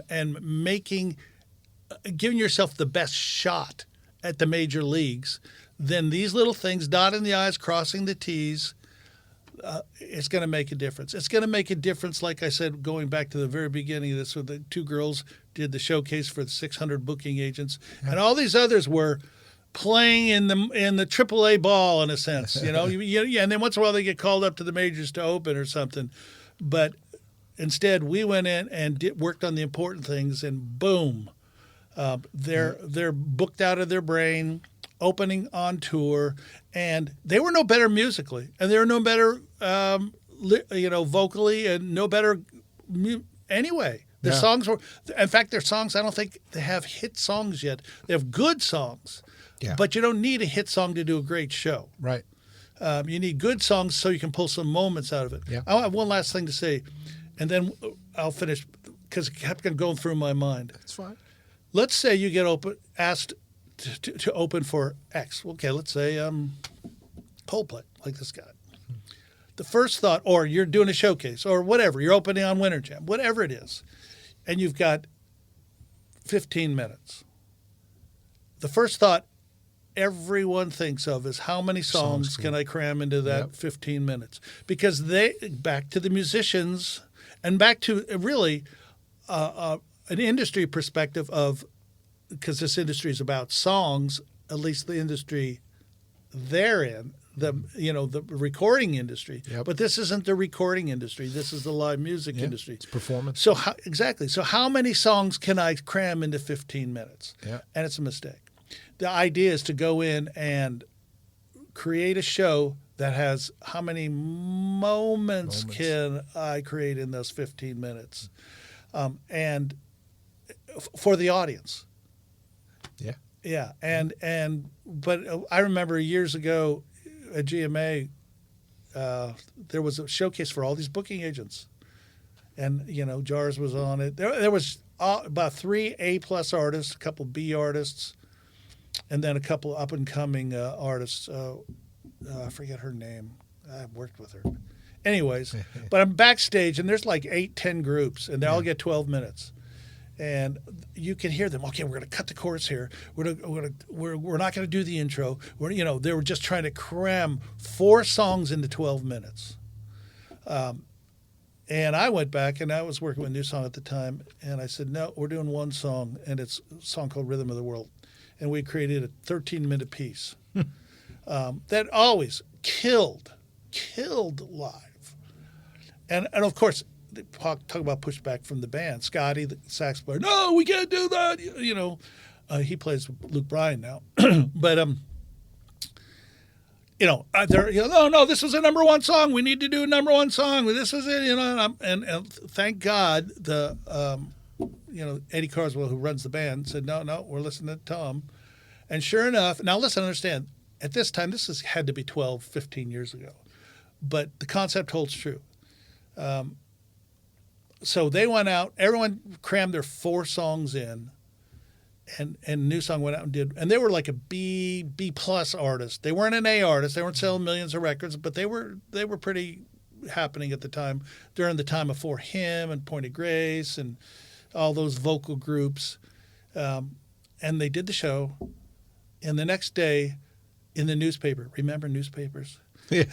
There was a review, and the review was, Newsong takes us on a trip around the world. The whole article was about what they did in the song and how it moved people and all this stuff. Wow. And then, of course, the final paragraph, and you've seen this in reviews. Oh, by the way, Jars played, For Him played, da-da-da-da-da-da. And the people still don't get it. Right. But they played one song. Now, I'm not suggesting do a 12-minute piece. That was a special thing we could come up with. But it was about the moments. It was not about songs. It's the quality of the show, not the quantity of songs. Yeah. Essentially. Yeah. Yeah. Think about it. Let's say you say, let's go out and get something to eat. We got half hour. It's like saying, how much food can we eat in a half hour? That's not where you go to dinner. Right. How much food can we eat? No, It's the quality. Yeah. And that's the deal. So that's a big mistake when people get asked to do short sets, is how many songs can we cram into this time? Right. That's a mistake. Yeah, I mean, and to your point too, like if you said, "Hey, I got 30 minutes, let's go grab something to eat," and you're letting me take you somewhere. I want to take you somewhere, whether it's a big meal or a small snack that you're never going to forget. So you never forget the time you went and had this snack with me.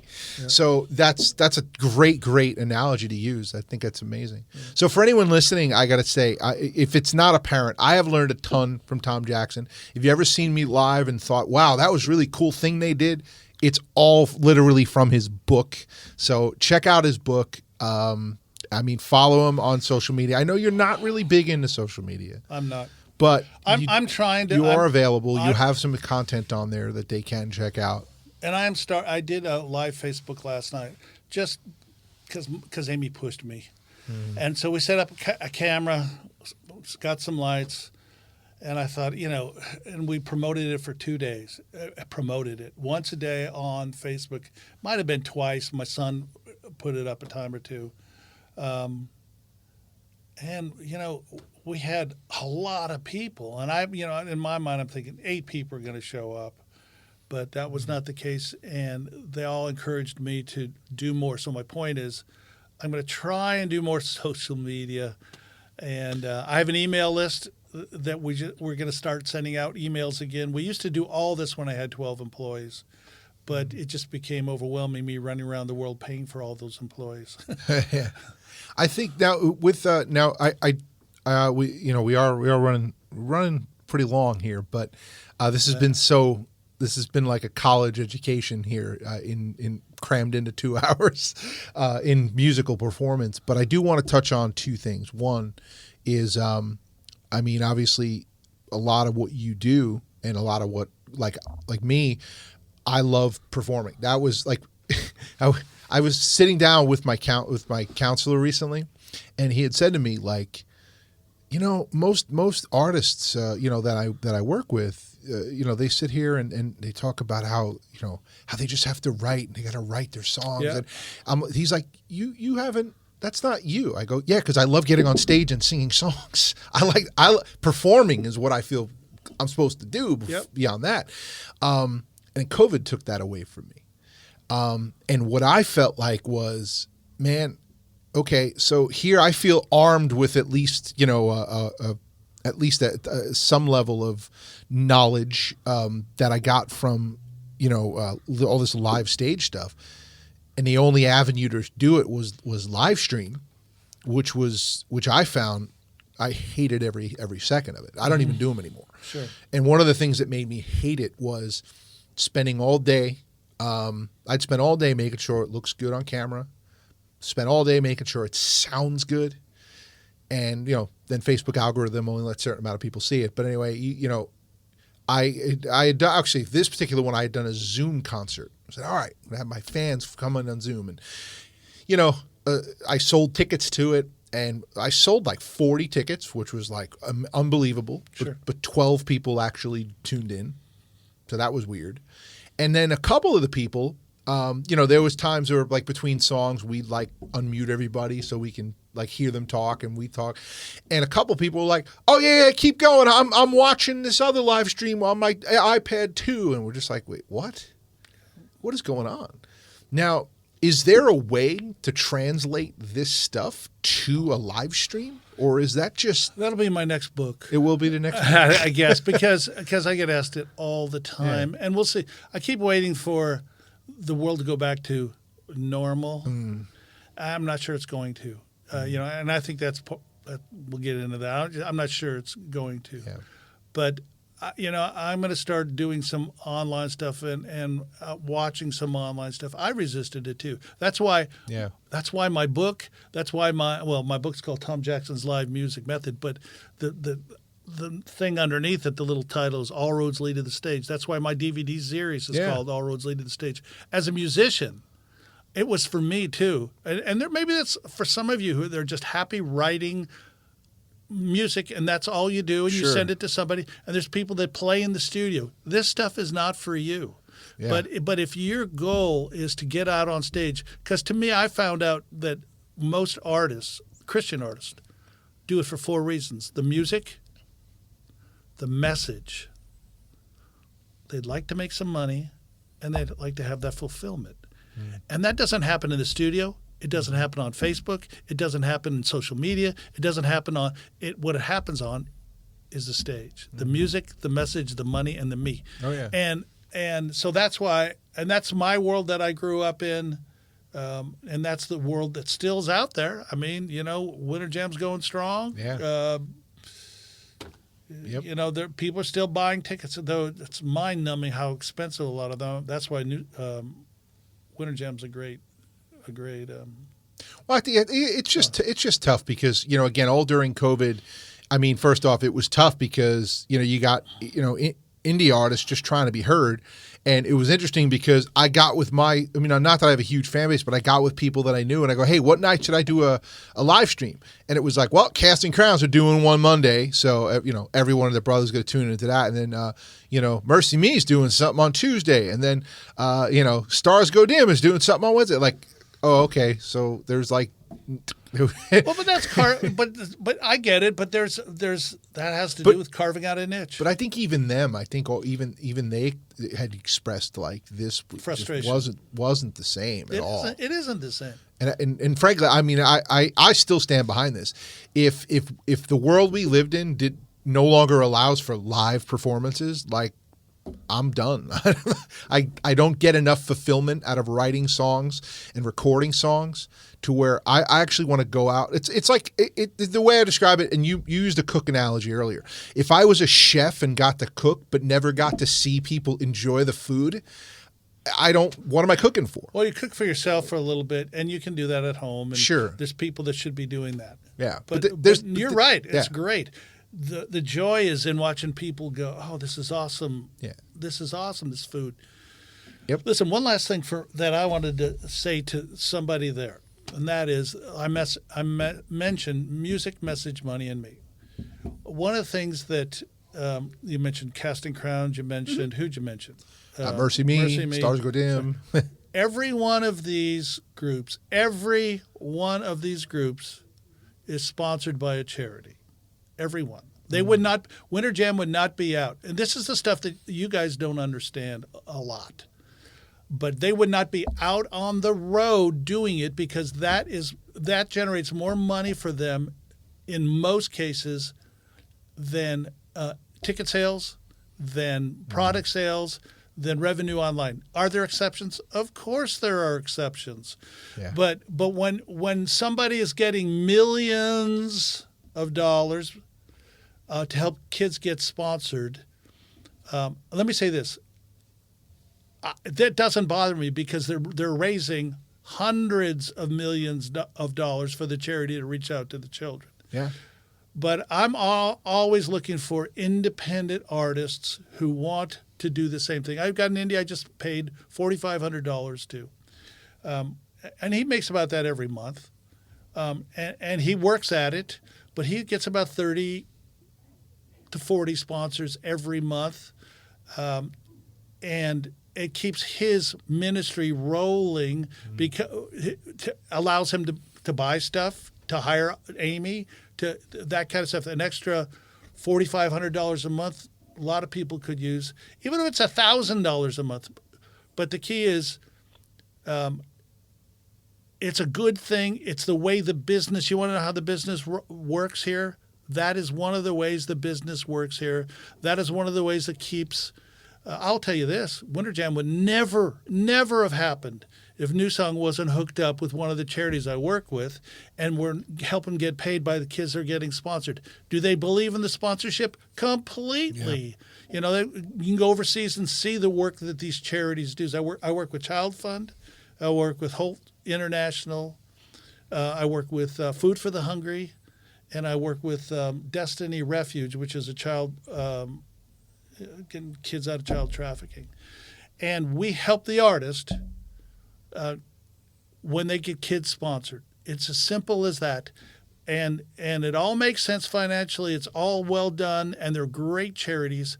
And, you know, I've got artists who will like, you know, I don't know if I can do that. And yet I'll watch, you name the biggest star in the world, and they're pitching Lincoln Continental cars or Budweiser beer. In other words, they can pitch that, but they can't pitch helping a child.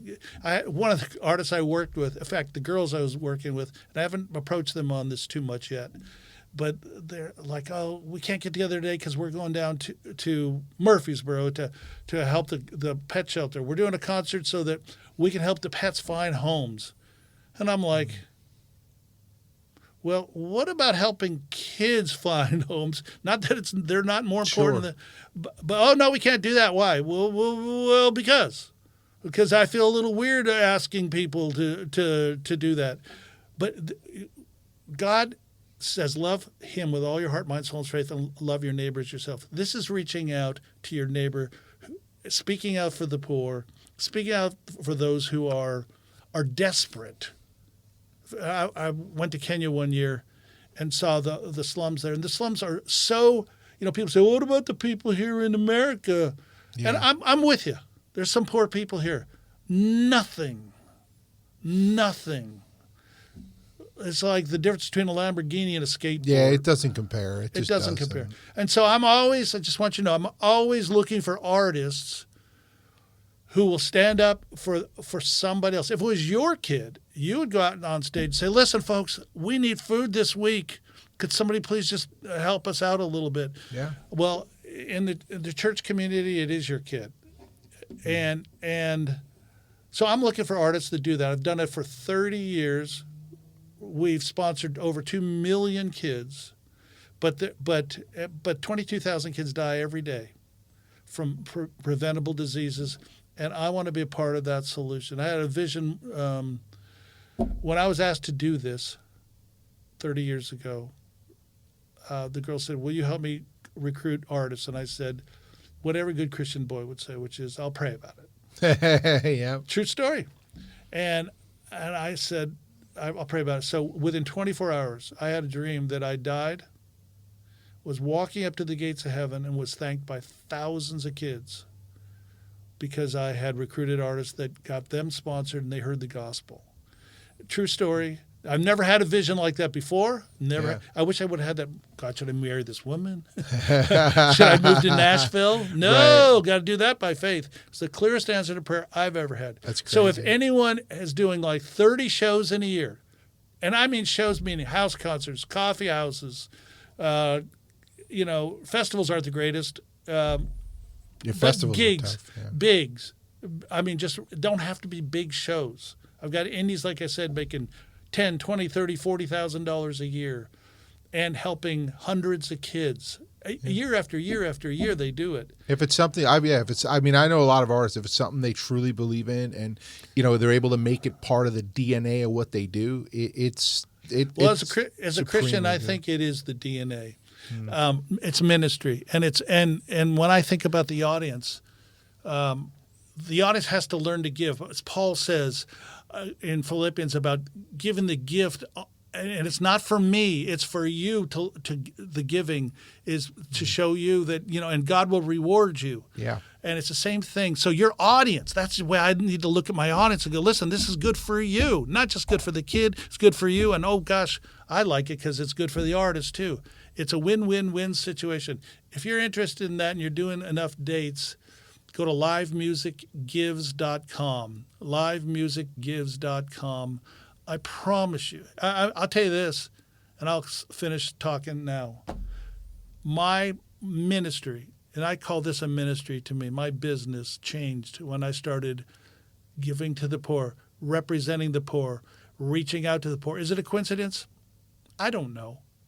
But I know this. I had to go through my mind and go, oh, wait, why should I do this? Can't I do this? This is weird. What if somebody says that's weird? I do it at the CD Baby conference. And you know what? I get letters. I mean, and there's 1,000 people in my class at CD Baby conference. Yeah. And I get letters from people saying, thank you so much for doing this. Now, is there a few that go, well, that's weird? Yeah. But that's their issue, not my issue. Right. Yeah. So livemusicgives.com, and it'll help with your revenue, your music. This is ministry. You'll make some money, and it'll fulfill your calling. Because when you get to heaven, your reward's going to be in heaven. Amen. That's amazing. Well, Tom, thank you so much for being here. It's just been an absolute honor and a privilege to sit across the table from you and learn from you directly. And I know anyone who views this, who's a musician, will absolutely love everything that we've talked about. Some fans might absolutely hate that we've ruined the magic of shows for them, but hey, that's podcasts. So it's life in the big city. Thank you, Tom. God bless you, man. My pleasure. My pleasure.